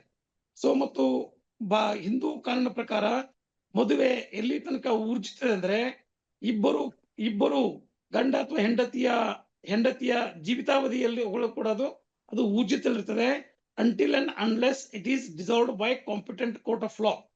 ಒಂದು ಸಕ್ಷಮ ನ್ಯಾಯಾಲಯದಿಂದ ವಿವಾಹ ವಿಚ್ಛೇದನ ಆಗ್ಬೇಕು, ಇಲ್ಲವೇ ಇಬ್ಬರಲ್ಲಿ ಯಾರಾದ್ರೂ ಮೃತಪಟ್ಟರೆ ಮಾತ್ರ ಅಲ್ಲಿ ಮದುವೆ ಕೊನೆಗೊಳ್ತದೆ. ಸೊ ಈ ನೀವು ಕೇಳೋ ಪ್ರಶ್ನೆಯಲ್ಲಿ ಅದು ಒಂದು ಸಕ್ಷಮ ನ್ಯಾಯಾಲಯದಿಂದ ವಿವಾಹ ವಿಚ್ಛೇದನ ಆಗಿಲ್ಲ ಮತ್ತು ಮೊದಲನೇ ಮದುವೆ ಇನ್ನೂ ಊರ್ಜಿತದಲ್ಲಿದೆ. ಸೊ ಹಾಗಿರೋದ್ರಿಂದ ಈ ಎರಡನೇ ಮದುವೆಗೆ ಅನುಮತಿ ಕೊಟ್ಟಿರೋದು it is against public policy. So Indian contract act ಅಂತ ಇದೆ. ಸೊ ಇಂಡಿಯನ್ ಕಾಂಟ್ರಾಕ್ಟ್ ಆಕ್ಟ್ ದಲ್ಲಿ ಯಾವುದು ಕಾಂಟ್ರಾಕ್ಟ್ ಅಂತ ವ್ಯಾಖ್ಯಾನಿಸಲಾಗಿದೆ. ಸೊ ಯಾವುದು ಕಾಂಟ್ರಾಕ್ಟ್ ಅಂದ್ರೆ ಯಾವುದೇ ಒಂದು ಕರಾರು ಇಬ್ಬರು ವ್ಯಕ್ತಿಗಳ ಮಧ್ಯೆ ಆಗಿದ್ದು ಅದು ಸಾರ್ವಜನಿಕ ನೀತಿಗೆ ವಿರುದ್ಧವಾಗಿಲ್ಲದಿದ್ದರೆ ಅದನ್ನ ಸಿಂಧುವಾದಂತಹ ಕರಾರು, ಸಿಂಧುವಾದಂತಹ ಒಪ್ಪಂದ ಅಂತ ಕರೀತಾರೆ. Any agreement which is in consonance with public policy, that is a valid agreement. And any agreement which is against, which is inconsistent with the public policy, it is null and void ab initio. ಅಂದ್ರೆ ಯಾವುದೇ ಒಂದು ಕರಾರು, ಯಾವುದೇ ಒಂದು ಒಪ್ಪಂದ ಸಾರ್ವಜನಿಕ ನೀತಿಗೆ ಮತ್ತು ಕಾನೂನಿಗೆ ವಿರುದ್ಧವಾಗಿದ್ದರೆ ಅಂತಹ ಒಪ್ಪಂದವನ್ನ ಆರಂಭದಿಂದಲೇ ಶೂನ್ಯ ಅಂತ ಪರಿಗಣಿಸಲಾಗ್ತದೆ. ಸೊ ಈಗ ಮೊದಲನೇ ಹೆಂಡತಿ ಎರಡನೇ ಮದುವೆಗೆ ಒಪ್ಪಿಗೆ ಕೊಟ್ಟಿರೋದು ಅದು ಕಾನೂನು ಬಾಹಿರ ಮತ್ತು ಸಾರ್ವಜನಿಕ ನೀತಿಗೆ ವಿರುದ್ಧವಾದಂತಹ ಒಡಂಬಡಿಕೆ. ನಾಳೆ ಅವಳೇನಾದ್ರೂ ಒಪ್ಪಿಗೆ ಕೊಟ್ಟು ಗಂಡ ಎರಡನೇ ಮದುವೆ ಆದ ನಂತರ ಅವಳು ಏನಾದ್ರೂ ಕೋರ್ಟಿಗೆ ಹೋಗಿ ಅದನ್ನ ಚಾಲೆಂಜ್ ಮಾಡಿದ್ರೆ ಸೊ ಎರಡನೇ ಮದುವೆ ಅನೂರ್ಜಿತಗೊಳ್ತದೆ. ಅಷ್ಟೇ ಅಲ್ಲದೆ it is punishable under section 4 IPC ಬಿಗಮಿ. ಯಾವ ಸಂದರ್ಭದಲ್ಲಿ ಬೈಗಮಿ ಆಗೋದಿಲ್ಲ ಸ್ವಾಮಿ? ಯಾವ ಸಂದರ್ಭದಲ್ಲಿ ಅಂದ್ರೆ ನಾನು ಆಗಲೇ ಹೇಳಿದಂಗೆ ಮದುವೆ ಅನ್ನೋದು ಆ ಗಂಡ ಮತ್ತು ಹೆಂಡತಿಯ ಜೀವಿತಾವಧಿವರೆಗೆ ಅದು ಊರ್ಜಿತಿರ್ತದೆ, ಇಲ್ಲವೇ ಸಕ್ಷಮ ನ್ಯಾಯಾಲಯದಿಂದ ಅದು ವಿಘಟನೆಗೊಳ್ಳಬೇಕು. ಸೊ ಸಕ್ಷಮ ನ್ಯಾಯಾಲಯದಿಂದ ವಿಚ್ಛೇದನಗೊಂಡಿಲ್ಲ ಮತ್ತು ಇಬ್ಬರು ಪಕ್ಷಗಾರರಲ್ಲಿ ಜೀವಂತ ಇದ್ರೆ ಇನ್ನೊಂದು ಮದುವೆ ಮಾಡ್ಲಿಕ್ಕೆ ಕಾನೂನಲ್ಲಿ ಅವಕಾಶ ಇಲ್ಲ. ಅಲ್ಲ, ಈಗ ಎರಡನೇ ಹೆಂಡತಿಗೆ ಈತ ಮೊದಲನೇ ಹೆಂಡತಿಯ ಜೊತೆ ಮದುವೆ ಮಾಡ್ಕೊಂಡಿದ್ದಾನೆ, ಹೆಂಡತಿ ಬದುಕಿದ್ದಾಳೆ ಅಂತ ಗೊತ್ತಿರ್ತದೆ, ಆದ್ರೂ ಸಹ ಮದ್ವೆಯನ್ನ ಮಾಡ್ಕೋತಾಳೆ. ತದನಂತರ ಯಾವುದೋ ಒಂದು ಮ್ಯಾರೇಜ್ ಡಿಸ್ಪ್ಯೂಟ್ ಆದಂತ ಸಂದರ್ಭದಲ್ಲಿ ಈಗ ಎರಡನೇ ಹೆಂಡತಿ ಏನ್ ಮಾಡ್ತಾಳೆ, ಗಂಡನ ವಿರುದ್ಧ ಹೋಗಿ ಒಂದು ಕಂಪ್ಲೇಂಟ್ ಅನ್ನ ಕೊಡ್ತಾಳೆ. ಇವನು ನನಗೆ ಸುಳ್ಳು ಹೇಳಿ ಮದುವೆ ಮಾಡ್ಕೊಳ್ಳೋ ಸಂದರ್ಭದಲ್ಲಿ ನನಗೆ ಮದುವೆ ಆಗಿಲ್ಲ, ಹೆಂಡತಿ ಸತ್ತೋಗಿದ್ದಾಳೆ ಅಂತ ಹೇಳಿದ್ದ, ಮತ್ತು ತದನಂತರ ಆಮೇಲೆ ನನಗೆ ಗೊತ್ತಾಯ್ತು ಹೆಂಡತಿ ಬದುಕಿದಾಳೆ ಅಂತ ಹೇಳಿ. ಸೊ ಅಂತ ಹೇಳಿ ಇವನ್ ಮೇಲೆ FIR ಅನ್ನ ದಾಖಲೆಯನ್ನ ಮಾಡ್ಲಾಗುತ್ತೆ 497. ಆದ್ರೆ ಆ ನಿಟ್ಟಿನಲ್ಲಿ ಅವನು ಗಂಡ ಏನ್ ಮಾಡಿರ್ತಾನೆ, ಎಲ್ಲಾ ವಿಚಾರವನ್ನು ತಿಳಿಸಿರ್ತಾನೆ. ಸೊ ನನ್ನ ಹೆಂಡತಿ ನನ್ನ ಜೊತೆ ವಾಸ ಮಾಡ್ತಾ ಇಲ್ಲ, ನನ್ನ ಜೊತೆ ಇಲ್ಲ, ನನಗೆ ಮದುವೆ ಆಗಿದೆ ಅಂತನೂ ಸಹ ಹೇಳಿರ್ತಾನೆ. ಆಯ್ತು ಅಂತ ಒಪ್ಕೊಂಡಿರ್ತಾಳೆ. ತದನಂತರ ಯಾವುದೋ ಒಂದು ಕೌಟುಂಬಿಕ ಕಲಾ ನಿಟ್ಟಿನಲ್ಲಿ ಹೋಗಿ ಒಂದು ದೂರನ್ನ ಕೊಟ್ಟಂತ ಸಂದರ್ಭದಲ್ಲಿ ಬೈಗಮಿ ಕೇಸನ್ನ ಹಾಕಲಾಗುತ್ತೆ ಆ ವ್ಯಕ್ತಿಯ ಮೇಲೆ. ಆ ಸಂದರ್ಭದಲ್ಲಿ ಹೇಗೆ ಪ್ರತಿರಕ್ಷಣೆ ತಗೋಬಹುದು ಗಂಡನಾದವನು ಅಂತ? It's matter of trial. It's A matter of trial. So ಅವನು ಮೊದಲನೇ ಹೆಂಡತಿ ಇದ್ದಾಳೆ, ಆಕಿ ಜೀವಂತ ಇದ್ರು ನಾನು ಇವಳಿಗೆ ಹೇಳಿ ಮದುವೆ ಆಗಿದ್ದೀನಿ ಅನ್ನೋದ ಒಂದು ಪ್ರತಿರಕ್ಷಣೆ. It is the defence. So the burden of proof lies on him. So ಅದನ್ನ ಸಾಬೀತು ಮಾಡತಕ್ಕಂತ ಹೊಣೆಗಾರಿಕೆ ಅವನ ಮೇಲಿದೆ. ಆತ ಅದನ್ನ ನ್ಯಾಯಾಲಯದಲ್ಲಿ ಸಿದ್ಧಪಡಿಸಬೇಕು. ಮತ್ತು ಇವಳದು ಅಲಿಗೇಷನ್ ಏನಂದ್ರೆ, ಇಲ್ಲ ನನಗೆ ಮೊದಲನೇ ಹೆಂಡತಿ ಇಲ್ಲ, ಅವಳು ತೀರೋಗಿದ್ದಾಳೆ, ಅಲ್ವೇ ವಿಚ್ಛೇದನ ಆಗಿದೆ, ನಾನು ಇನ್ನೊಂದು ಮದುವೆ ಆಗ್ಲಿಕ್ಕೆ ಅರ್ಹನಿದ್ದೀನಿ ಅಂತ ಇವನು ಸುಳ್ಳು ಹೇಳಿ ಮದುವೆ ಆಗಿದ್ದಾನೆ ಅಂತ ಇವಳು ಎರಡನೇ ಹೆಂಡತಿಯ ವಾದ ಆಗಿದ್ರೆ ಇಟ್ ಈಸ್ ಹರ್ ಕಂಟೆನ್ಷನ್. ಇದು ಆಕೆಯ ವಾದ. ಈ ವಾದವನ್ನ ಸಿದ್ಧಪಡಿಸ್ತಕ್ಕಂತ ಸಾಬೀತುಪಡಿಸ್ತಕ್ಕಂತ ಹೊಣೆಗಾರಿಕೆ ಎರಡನೇ ಹೆಂಡತಿ ಮೇಲಿದೆ. ಸೊ ಇವರು ಯಾರು ತಮ್ಮ ವಾದವನ್ನ ಸಮರ್ಥಿಸಿಕೊಳ್ಳಿಕ್ಕೆ ಸಾಧ್ಯ ಆಗ್ತದೆ ಅವರಂತೆ ಪ್ರಕರಣ ಆಗ್ತದೆ. So this is a matter of trial. ಒಂದ್ ವೇಳೆ ಗಂಡ ತನ್ನ ಎರಡನೇ ಹೆಂಡತಿಗೆ ಮೊದಲನೇ ಹೆಂಡತಿಯ ವಿಚಾರ ಗೊತ್ತಿತ್ತು ಅಂತ ಹೇಳಿದ್ರು, ಏನಾದ್ರು ಕಾಲ್ ರೆಕಾರ್ಡಿಂಗ್ಸ್ ಏನಾದ್ರು ಕೊಟ್ರೆ, ಅಥವಾ ಆಕೆಯನ್ನ ಕರೆಸಿ ಎರಡನೇ ಮದುವೆ ಮಾಡ್ಕೊಳ್ಳೋ ಸಂದರ್ಭದಲ್ಲಿ ಆಕೆ ಮದುವೆಗೆ ಬಂದಿರ್ತಾಳೆ ಅಂತ ಸಂದರ್ಭದಲ್ಲಿ ಏನಾದ್ರು ಫೋಟೋಗಳನ್ನ ತೋರಿಸಿದಾಗ ಅದು ಬೈಗಮ್ಯ ಅಟ್ರಾಕ್ಟ್ ಆಗೋದಿಲ್ಲ ಸ್ವಾಮಿ? ಇದು ಬಯಗಮಿ ಅಂತ ಹೇಳ್ತಕ್ಕಂತ ಲೋಕಸ್ ಸ್ಟ್ಯಾಂಡಿ ಕಂಪ್ಲೇಂಟ್ ಮಾಡೋ ಅಥಾರಿಟಿ ಯಾರಿಗಿದೆ ಅಂದ್ರೆ ಮೊದಲನೇ ಹೆಂಡತಿಗೆ. ಬಿಕಾಸ್ ಮೊದಲನೇ ಮದುವೆ ಕಾನೂನುಬದ್ಧ ಮದುವೆ, ಮೊದಲನೇ ಮದುವೆ ವ್ಯಾಲಿಡ್ ಮದುವೆ. ಸೊ ಮೊದಲನೇ ಹೆಂಡತಿಗೆನೆ ಲೋಕಸ್ ಸ್ಟ್ಯಾಂಡಿ ಇರೋದು. ಏನಂದ್ರೆ ನನ್ನ ಗಂಡ ಎರಡನೇ ಮದುವೆ ಆಗಿದ್ದಾನೆ, ನನಗೆ ವಂಚನೆ ಮಾಡಿದ್ದಾನೆ, ನನಗೆ ಮೋಸ ಮಾಡಿದ್ದಾನೆ, ನನಗೆ ಅನ್ಯಾಯ ಮಾಡಿದ್ದಾನೆ ಅಂತಕ್ಕಂತ ಹೇಳ್ತಕ್ಕಂತ ಹಕ್ಕು ಮೊದಲನೇ ಹೆಂಡತಿಗಿದೆ. ಮತ್ತು ಮೊದಲನೇ ಹೆಂಡತಿ ಆ ವಿಷಯವಾಗಿ ಅವಳು ಮೌನವಾಗಿದ್ರೆ ಅದು ಬೈಗಮಿ ಅಂತಕ್ಕಂಥ ಪ್ರಶ್ನೆನೇ ಬರುದಿಲ್ಲ. ಎರಡನೇ ಹೆಂಡತಿ ಬೈಗಮಿ ತಗೊಳಕ್ ಬರೋದಿಲ್ವಾ? ಎರಡನೇ ಹೆಂಡತಿ ಚೀಟಿಂಗ್ ಹಾಕ್ಬೋದು ಅಷ್ಟೇ. ಎರಡನೇ ಯಾಕಂದ್ರೆ ಅವಳು ಕೂಡ ಅಫೆಂಡರು. ಯಾಕಂದ್ರೆ ಬೈಗಮಿಯಲ್ಲಿ ಕೇವಲ ಗಂಡ ಅಷ್ಟೇ ಅಲ್ಲ, ಎರಡನೇ ಹೆಂಡತಿ ಕೂಡ ಅಫೆಂಡರ್ ಆಗ್ತಾಳೆ. They are co accused. ಆದ್ರೆ ಎರಡನೇ ಹೆಂಡತಿ ಡಿಫೆನ್ಸ್ ಏನಂದ್ರೆ ನನಗದು ಮೊದಲನೇ ಮದುವೆ ಅದು ಗೊತ್ತಿರ್ಲಿಲ್ಲ, ನನಗೆ ಸುಳ್ಳು ಹೇಳಿ ಮೋಸ ಮಾಡಿದಾನೆ, ಮೊದಲನೇ ಮದುವೆಯನ್ನ ಮರೆಮಾಚಿದಾನೆ ಅನ್ನೋದನ್ನ ಸಿದ್ಧಪಡಿಸುವ ಹೊಣೆಗಾರಿಕೆ ಎರಡನೇ ಹೆಂಡತಿದು. ಎರಡನೇ ಹೆಂಡತಿ ಏನ್ ಸಾಬೀತುಪಡಿಸ್ಬೇಕಂದ್ರೆ ಐ ಆಮ್ ದ ವಿಕ್ಟಿಮ್, ನಾನೇ ಇದರಲ್ಲಿ ನೊಂದಂತ ವ್ಯಕ್ತಿ. ಸೊ ನನಗೆ ಮೊದಲನೇ ಹೆಂಡತಿಯನ್ನ ಗಂಡ ಬಚ್ಚಿಟ್ಟು ಮದುವೆ ಆಗಿ ನನಗೆ ಮೋಸ ವಂಚನೆ ಮಾಡಿದಾನೆ ಅಂತಕ್ಕಂತ ಸಿದ್ಧಪಡಿಸುವ ಹೊಣೆಗಾರಿಕೆ ಎರಡನೇ ಹೆಂಡತಿ ಮೇಲಿದೆ. ಧನ್ಯವಾದಗಳು ಸ್ವಾಮಿ. ಪ್ರಶ್ನೆಗಳು ಕೇಳಿ, ದಯವಿಟ್ಟು ಪ್ರಶ್ನೆಗಳನ್ನ ಕೇಳಿ. ಪ್ರಶ್ನೆಗಳನ್ನ ಕೇಳ್ದಲೇ ಇದ್ರೆ ನಾವು ಜನರಲ್ ಡಿಸ್ಕಷನ್ ಅನ್ನ ಮಾಡ್ಲಾಗುತ್ತೆ. ಕಾರ್ಯಕ್ರಮವನ್ನು ಮುಂದುವರಿಸಬೇಕಾಗ್ತದೆ ಜನರಲ್ ಡಿಸ್ಕಷನ್ ಮೂಲಕ. ಸೊ ಹಾಗಾಗಿ ತಮ್ಮ ಪ್ರಶ್ನೆಗಳನ್ನ ಕೇಳ್ಕೊಳ್ಳಿ. ಪ್ರಶ್ನೆಗಳನ್ನ ಕೇಳ್ಕೊಂಡು ಅದರಲ್ಲಿ ಕ್ಲಾರಿಟಿಯನ್ನ ತಗೋಬೇಕು ಅಂತ ಹೇಳಿ ಮನವಿಯನ್ನ ಮಾಡ್ಕೋತೀವಿ. ಲಕ್ಷ್ಮಿ ಅವರಿಗೆ ಪ್ರಶ್ನೆಯನ್ನ ಕೇಳಿ. ನಮಸ್ತೆ ಸರ್. ಸರ್, ಯಾವುದೇ ಒಬ್ಬ ತಾಯಿ ತನ್ನ ಮಗುವನ್ನು ದತ್ತು ತಗೊಂಡಿದ್ದಾಗ ಆ ದತ್ತುನ ಲೀಗಲಿ ಆಗಿ ಡಾಕ್ಯುಮೆಂಟ್ ಸಮೇತ ಕೋರ್ಟಲ್ಲಿ ಪ್ರೂವ್ ಮಾಡ್ಬೇಕಾಗತ್ತಾ? ಹೌದು, ಅದು ಡಿಸ್ಪ್ಯೂಟ್ ಆದಾಗ ಯಾವುದೇ ಸರಿ. ಒಬ್ಬ ಮಕ್ಕಳಿಲ್ಲದಂತ ದಂಪತಿಗಳು ಮಕ್ಕಳನ್ನ ತೆಗೆದುಕೊಳ್ತಕ್ಕಂತ ಹಕ್ಕು ಇದೆ. ಸೊ ಈ ದತ್ತಕವನ್ನ ನೀವು ನೋಂದಣಿ ಮಾಡಿಸಿದ್ರೆ ಬಹಳ ಉತ್ತಮ. ಯಾಕಂದ್ರೆ ನಾಳೆ ಡಿಸ್ಪ್ಯೂಟ್ ಅಂತ ಸಂದರ್ಭದಲ್ಲಿ ಅದೊಂದು ದಾಖಲೆ ಆಗ್ತದೆ. ಮತ್ತು ಇಂಥ ಸಂದರ್ಭ ಯಾವಾಗ ಪ್ರಶ್ನೆ ಆಗ್ತದೆ, ಯಾವಾಗ ವೆನ್ ದ ಡಿಸ್ಪ್ಯೂಟ್ ಅರೈಸಸ್, ಇಂಥ ಸಂದರ್ಭದಲ್ಲಿ ಯಾವುದೇ ಒಂದು ವಿವಾದ ಉದ್ಭವ ಆದಾಗ ಆ ಪ್ರಶ್ನೆ ಬರ್ತದೆ. ಆವಾಗ ಅದು ದತ್ತಕ್ಕಾಗಿದೆ ಮತ್ತು ನಾವು ದತ್ತಕ ಮೂಲಕ ಮಗುವನ್ನ ಪಡೆದುಕೊಂಡಿದ್ದೀವಿ ಮತ್ತು ನಾವು ಆ ಮಗುವಿನ ಶಾಲಾ ದಾಖಲೆಗಳಲ್ಲಿ ದತ್ತಕ ಪಡೆದಂತ ತಂದೆ ತಾಯಿಗಳ ಹೆಸರನ್ನ ನಮೂದಿಸಿದೀವಿ ಅಂತಕ್ಕಂಥ ದತ್ತಕವನ್ನ ಸಿದ್ಧ ಮಾಡಿಸ್ತಕ್ಕಂಥ ಹೊಣೆಗಾರಿಕೆ ಯಾರು ನಾವು ದತ್ತಕವನ್ನ ಪಡೆದುಕೊಂಡಿದೀವಿ ಅಂತ ಹೇಳ್ತಾರೆ ಅವ್ರ ಮೇಲಿದೆ. ಸರ್, ಶಾಲೆ ದಾಖಲೆ ಅಂತ ಬಂದಾಗ ಈ ಕೆಲವೊಂದು ಪೀರಿಯಡ್ ಆಗಿದ್ಮೇಲೆ ತಂದೆ ತಾಯಿ ಹೆಸರು SSLC ಕಾರ್ಡಲ್ಲಿ ಇತ್ತು ಸರ್. ಅದಕ್ಕಿಂತ ಮುಂಚೆ ಸಮಯದಲ್ಲಿ ತಾಯಿ ಹೆಸರು ನೋಂದಣಿ ಆಗ್ತಿರ್ಲಿಲ್ಲ. ಆ ಸಮಯದಲ್ಲಿ ಯಾವ ಥರ ಆ ತಾಯಿ ತನ್ನ ಮಗು ಸ್ವೀಕಾರ ಮಾಡಿಬಿಟ್ಟಿದ್ದಾಳೆ, ಸೊ ಎಲ್ಲದನ್ನು ಪ್ರೂವ್ ಮಾಡ್ಬೇಕಾಗತ್ತಾ ತಾಯಿ ಒಪ್ಕೊಂಡಿದ್ಮೇಲೆ ಅಂತ? ಈಗ ನೀವು ದತ್ತಕ ತಗೊಂಡ್ಮೇಲೆ ಮಗುವಿನ ಶಾಲಾ ದತ್ತಕ ತೆಗೆದುಕೊಳ್ತಕ್ಕಂಥ ಪರಿಣಾಮ ಏನಾಗ್ತದೆ ಅಂದ್ರೆ ಆ ಮಗು ಜನಕ ಕುಟುಂಬದಿಂದ ಬೇರ್ಪಡ್ತದೆ ಮತ್ತು ಅದು ಜನಕ ಕುಟುಂಬದಲ್ಲಿ ಯಾವುದೇ ಆಸ್ತಿಗೆ ಹಕ್ಕುದಾರ ಆಗುದಿಲ್ಲ. ಮತ್ತು ಅದು ಯಾವ ಮನೆಗೆ ದತ್ತಕ್ ಹೋಗಿದೆ ಆ ದತ್ತಕ ಮನೆಯ ಕುಟುಂಬದ ಸದಸ್ಯ ಆಗ್ತದೆ ಮತ್ತು ಅದು ದತ್ತಕ ಪಡೆದುಕೊಂಡಂತವರ ಮನೆಗೆ ಆಸ್ತಿಗೆಲ್ಲ ಹಕ್ಕುದಾರ ಆಗ್ತದೆ. ಸೊ ಆದ್ದರಿಂದ ಶಾಲಾ ದಾಖಲಾತಿಗಳಲ್ಲಿ ಜನಕ ತಂದೆ ತಾಯಿ ಹೆಸರನ್ನ ಕಡಿಮೆ ಮಾಡ್ಬೇಕಾಗ್ತದೆ ಮತ್ತು ದತ್ತಕ ಪಡೆದುಕೊಂಡಂತ ತಂದೆ ತಾಯಿಗಳ ಹೆಸರನ್ನ ಸೇರಿಸಬೇಕಾಗ್ತದೆ. ಫಾರ್ ಆಲ್ ಪ್ರಾಕ್ಟಿಕಲ್ ಪರ್ಪಸಸ್ ಆ ಮಗು ದತ್ತಕ ಪಡೆದುಕೊಂಡಂತವರ ಮನೆಯ ಸದಸ್ಯ ಆಗ್ಬೇಕಾಗ್ತದೆ. ಆದ್ರಿಂದ ಆ ಮಗುವಿನ ಶಾಲಾ ದಾಖಲಾತಿಗಳಲ್ಲಿ ದತ್ತಕ ಪಡೆದಂತ ತಂದೆ ತಾಯಿಗಳ ಹೆಸರನ್ನ ಸೇರಿಸಬೇಕಾಗ್ತದೆ. ಒಂದು ವೇಳೆ ಹೆಸರನ್ನ ಇಲ್ಲಿವರೆಗೆ ಸೇರಿಸಿಲ್ಲ ಅಂದ್ರೆ ನೀವು ಒಂದು ನ್ಯಾಯಾಲಯಕ್ಕೆ ಒಂದು ಡಿಕ್ಲರೇಷನ್ ಸೂಟ್ ಹಾಕ್ಬೇಕು.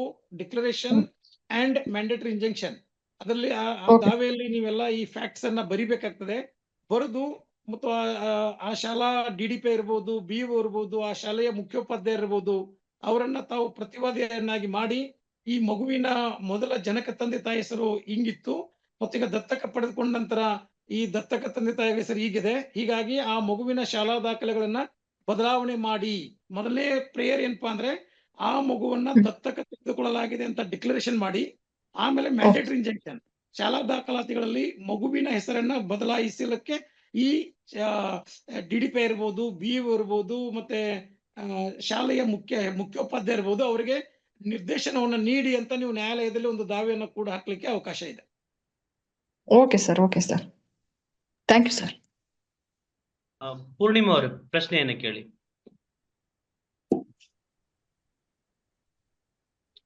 ಪೂರ್ಣಿಮಾ ಶಿವರಾಜ್ ಪ್ರಶ್ನೆಯನ್ನ ಕೇಳಿ.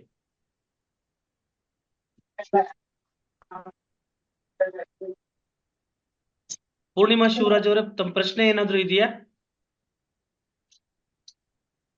ಅನ್ಮ್ಯೂಟ್ ಮಾಡ್ಕೊಂಡಿದ್ದೀರಿ. ಪ್ರಶ್ನೆಯನ್ನ ಕೇಳೋರು ಮಾತ್ರ ದಯವಿಟ್ಟು ಅನ್ಮ್ಯೂಟ್ ಮಾಡ್ಕೊಳ್ಳಿ. ಪ್ರಶ್ನೆಯನ್ನ ಕೇಳೋರು ಮಾತ್ರ ಅನ್ಮ್ಯೂಟ್ ಅನ್ನ ಮಾಡ್ಕೊಂಡು ಪ್ರಶ್ನೆಯನ್ನ ಕೇಳಿ. ಮಾತಾಡಿ ಹಲೋ ಮಾತಾಡಿ ಮೇಡಮ್. ಸರ್. ಓಕೆ, ನಮಸ್ತೆ ಸರ್. ನನ್ನ ಡೌಟ್ ಬಂದು ಬೈಗಮಿ ಕಾನ್ಸೆಪ್ಟ್ ಅಲ್ಲಿ ಸರ್. ಇತ್ತೀಚಿನ ದಿನಗಳಲ್ಲಿ ಲಿವ್ ಇನ್ ಟುಗೆದರ್ ರಿಲೇಶನ್ಶಿಪ್ ಅನ್ನೋ ಕಾನ್ಸೆಪ್ಟ್ ಇದೆ. ಒಂದು ವೇಳೆ ಮದುವೆ ಆಗಿರುವಂತ ವ್ಯಕ್ತಿ ಅವರ ಕುಟುಂಬ ಜೀವನ, ಐ ಮೀನ್ ಫಿಸಿಕಲ್ ರಿಲೇಶನ್ಶಿಪ್ ಚೆನ್ನಾಗಿಲ್ದೇ ಇದ್ದಾಗ ಬೇರೆಯವ್ರ ಜೊತೆ ಫಿಸಿಕಲ್ ರಿಲೇಶನ್ಶಿಪ್ ಇಟ್ಕೊಳ್ಳೋದು ಅಫೆನ್ಸ್ ಆಗುತ್ತಾ ಬಿಯಾಂಡ್ ಮ್ಯಾರೇಜ್? ಅದನ್ನು ಯಾರಾದ್ರೂ ಪ್ರಶ್ನೆ ಮಾಡಿದ್ರೆ ಅಫೆನ್ಸ್ ಆಗ್ತದೆ. ಯಾವಾಗಂದ್ರೆ ಯಾವಾಗ್ಲೂ law will be put into motion if somebody complaints. Yes sir. ಕಾನೂನು ತನ್ನ ತಾನೇ ಜಾರಿ ಆಗಲ್ಲ, because it is not A cognisable offence.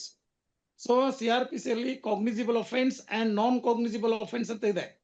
Cognisable offence ಅಂದ್ರೆ ಸೀರಿಯಸ್ ಆದಂತ ಅಪರಾಧಗಳು, ಈಗ ಕೊಲೆ ಇರಬಹುದು, ರೇಪ್ ಇರಬಹುದು, ಡೆಕಾಯಿಟಿ ಇರಬಹುದು. These are all the cognisable offence. Police can enter suo motu. ಇಂತಹ ಗಂಭೀರವಾದಂತಹ ಪ್ರಕರಣಗಳಲ್ಲಿ ಯಾವುದೇ ದೂರು ಇಲ್ಲದೆ ಇದ್ರೂ ಕೂಡ ಪೊಲೀಸರು ನೇರವಾಗಿ ತನಿಖೆಯನ್ನ ಮಾಡಬಹುದು, ಆರೋಪಿಯನ್ನ ಅರೆಸ್ಟ್ ಮಾಡ್ಲಿಕ್ಕೆ ಅವಕಾಶ ಇದೆ. That is A cognisable offence. So Yes, sir. ಇವೆಲ್ಲ ನಾನ್ ಕಾಗ್ನಿಸಿಬಲ್ ಅಫೆನ್ಸ್. ಸೊ ಇಂಥವು ಯಾವಾಗ ಒಂದು ಅಪರಾಧ, ಒಂದು ಅಫೆನ್ಸ್ ಆಗ್ತದೆ ಅಂದ್ರೆ ಯಾವುದೇ ಒಂದು ನೊಂದಂತ ವ್ಯಕ್ತಿ, ಅನ್ಯಾಯಕ್ಕೆ ಆದಂತ ವ್ಯಕ್ತಿ ಪೊಲೀಸರಿಗೆ ದೂರು ಕೊಟ್ರೆ ಅದು ಅಫೆನ್ಸ್ ಆಗ್ತದೆ. ಸೊ ಇಲ್ಲಿ ಇವರು ಲಿವಿಂಗ್ ಟುಗೆದರ್ ಅಂತ ಇರೋ ಸಂದರ್ಭದಲ್ಲಿ ಇದರಲ್ಲಿ ಬಾಧಿತವಾದಂತ ವ್ಯಕ್ತಿ ಯಾರಂದ್ರೆ ಆ ವ್ಯಕ್ತಿಯ ಮೊದಲನೇ ಹೆಂಡತಿ. C is the aggrieved party. ಮೊದಲನೇ ಹೆಂಡತಿ ಈ ಪ್ರಕರಣದಲ್ಲಿ ನೊಂದ ಅಥವಾ ಬಾಧಿತ ವ್ಯಕ್ತಿ. ಆ ಮೊದಲನೇ ಹೆಂಡತಿ ಏನಾದ್ರೂ ಇವ್ರ ವಿರುದ್ಧ ಸಂಬಂಧಪಟ್ಟ ಪೊಲೀಸ್ ಠಾಣೆಗೆ ದೂರು ಕೊಟ್ರೆ ಆಗ ಅದು ಒಂದು ಅಪರಾಧ ಆಗ್ತದೆ. Okay sir. ಈಗ ಸೆಕೆಂಡ್ ಲಿವ್ ಇನ್ ರಿಲೇಶನ್ಶಿಪ್ ಅಲ್ಲಿ ಇರೋರು ಕೋ ಅಕ್ಯೂಸ್ ಆಗ್ತಾರಾ ಸರ್? ಅವರಿಗೆ ಅದು ಮೊದಲನೇ ಮದುವೆ ಗೊತ್ತಿದ್ದು ಆಗಿದ್ರೆ ಆಗ್ತಾರೆ. ಬಟ್ ಇವತ್ತು ಸುಪ್ರೀಂ ಕೋರ್ಟ್ ಮೊನ್ನೆ ಒಂದು ಜಜ್ಮೆಂಟ್ ಕೊಟ್ಟಿದೆ, adultery is not an offence. So adultery ಅನ್ನೋದು ಒಂದು ಅಪರಾಧ ಅಲ್ಲ ಅಂತಕ್ಕಂತ ವ್ಯಾಖ್ಯಾನವನ್ನ ಸರ್ವೋಚ್ಚ ನ್ಯಾಯಾಲಯ ಕೊಟ್ಟಿದೆ. ಯಾಕೆಂದ್ರೆ ಇಬ್ರು ಪ್ರೌಢ ಇದ್ದಾರೆ, ಇಬ್ರು ಮಾನಸಿಕವಾಗಿ ಸ್ವಸ್ಥ ಇದ್ದಾರೆ, both have given the free consent. So ಅವರಿಬ್ರು ಇಚ್ಛೆ ಪಟ್ಟು ಅವರು ಇಬ್ರು ಒಂದಾಗಿದ್ರೆ adultery is not a offence ಅಂತ ಸುಪ್ರೀಂ ಕೋರ್ಟ್ ಇವತ್ತು ಹೇಳಿರೋದ್ರಿಂದ ಅದು ಅಪರಾಧ ಆಗೋದಿಲ್ಲ. ಬಟ್ ಅದು ನೈತಿಕವಾಗಿ ಒಂದು ಅಪರಾಧ ಆಗ್ತದೆ. ಮತ್ತೆ ಒನ್ ಮೋರ್ ಡೌಟ್ ಇದೆ ಸರ್. ಇನ್ ಕೇಸ್ ಗಂಡ ಫಿಸಿಕಲ್ ರಿಲೇಶನ್ಶಿಪ್ ಅಲ್ಲಿ ಹೆಂಡತಿ ಜೊತೆ ಚೆನ್ನಾಗಿ ಇಲ್ದೇ ಇದ್ರೆ ಬೇರೆ ಅಫೇರ್ಸ್ ಇಟ್ಕೊಂಡಿದ್ರೆ ಇದು ರೈಟ್ ಟು ಪರ್ಸನಲ್ ಲೈಫ್ ಅಂತ ಏನೋ ಅಂಡರ್ ಅಲ್ಲಿ ಬರುತ್ತೆ ಅಂತ ಕೇಳ್ಪಟ್ಟೆ ಸರ್. ಕ್ಲಾರಿಟಿ ಇಲ್ಲ ಸರ್. ಇದು ಕಾನೂನಿನ ಪ್ರಶ್ನೆಗಿಂತಲೂ ನೈತಿಕ ಪ್ರಶ್ನೆ ಇದೆ.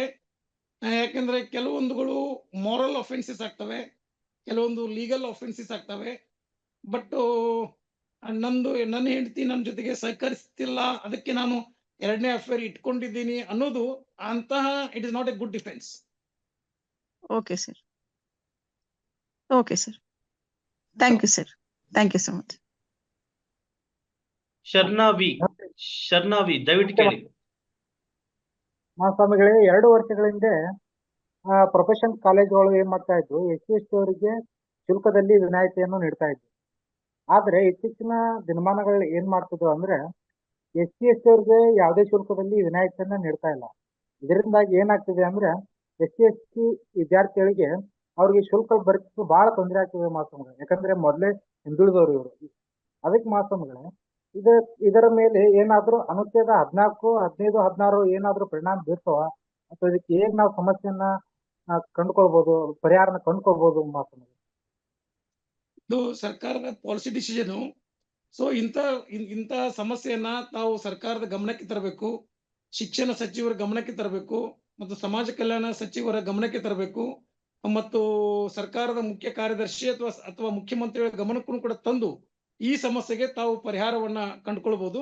ಮತ್ತು ಇದನ್ನ ತಾವು ವ್ಯಾಪಕವಾಗಿ ಇದಕ್ಕೆ ಒಂದು ಜನಾಭಿಪ್ರಾಯ ರೂಪಿಸಲುವಾಗಿ ತಾವು ಇದ್ರ ಬಗ್ಗೆ ಪತ್ರಿಕೆಗಳಲ್ಲಿ ಒಂದು ಆರ್ಟಿಕಲ್ ಬರೆಯೋದ್ರ ಮೂಲಕವಾಗ್ಲಿ ಅಥವಾ ವಾಚಕರವಾಣಿಯಲ್ಲಿ ಒಂದು ಪತ್ರವನ್ನು ಬರೆಯೋದ್ರ ಮೂಲಕವಾಗಿ ತಾವು ಸಾರ್ವಜನಿಕ ಅಭಿಪ್ರಾಯವನ್ನ ರೂಪಿಸಲೂಬಹುದು. ಇದನ್ನ ನೀವು ಸರ್ಕಾರಕ್ಕೆ ಗಮನಕ್ಕೆ ತಂದು ಇದಕ್ಕೆ ನೀವು ಪರಿಹಾರವನ್ನ ಕಂಡುಕೊಳ್ಬಹುದು.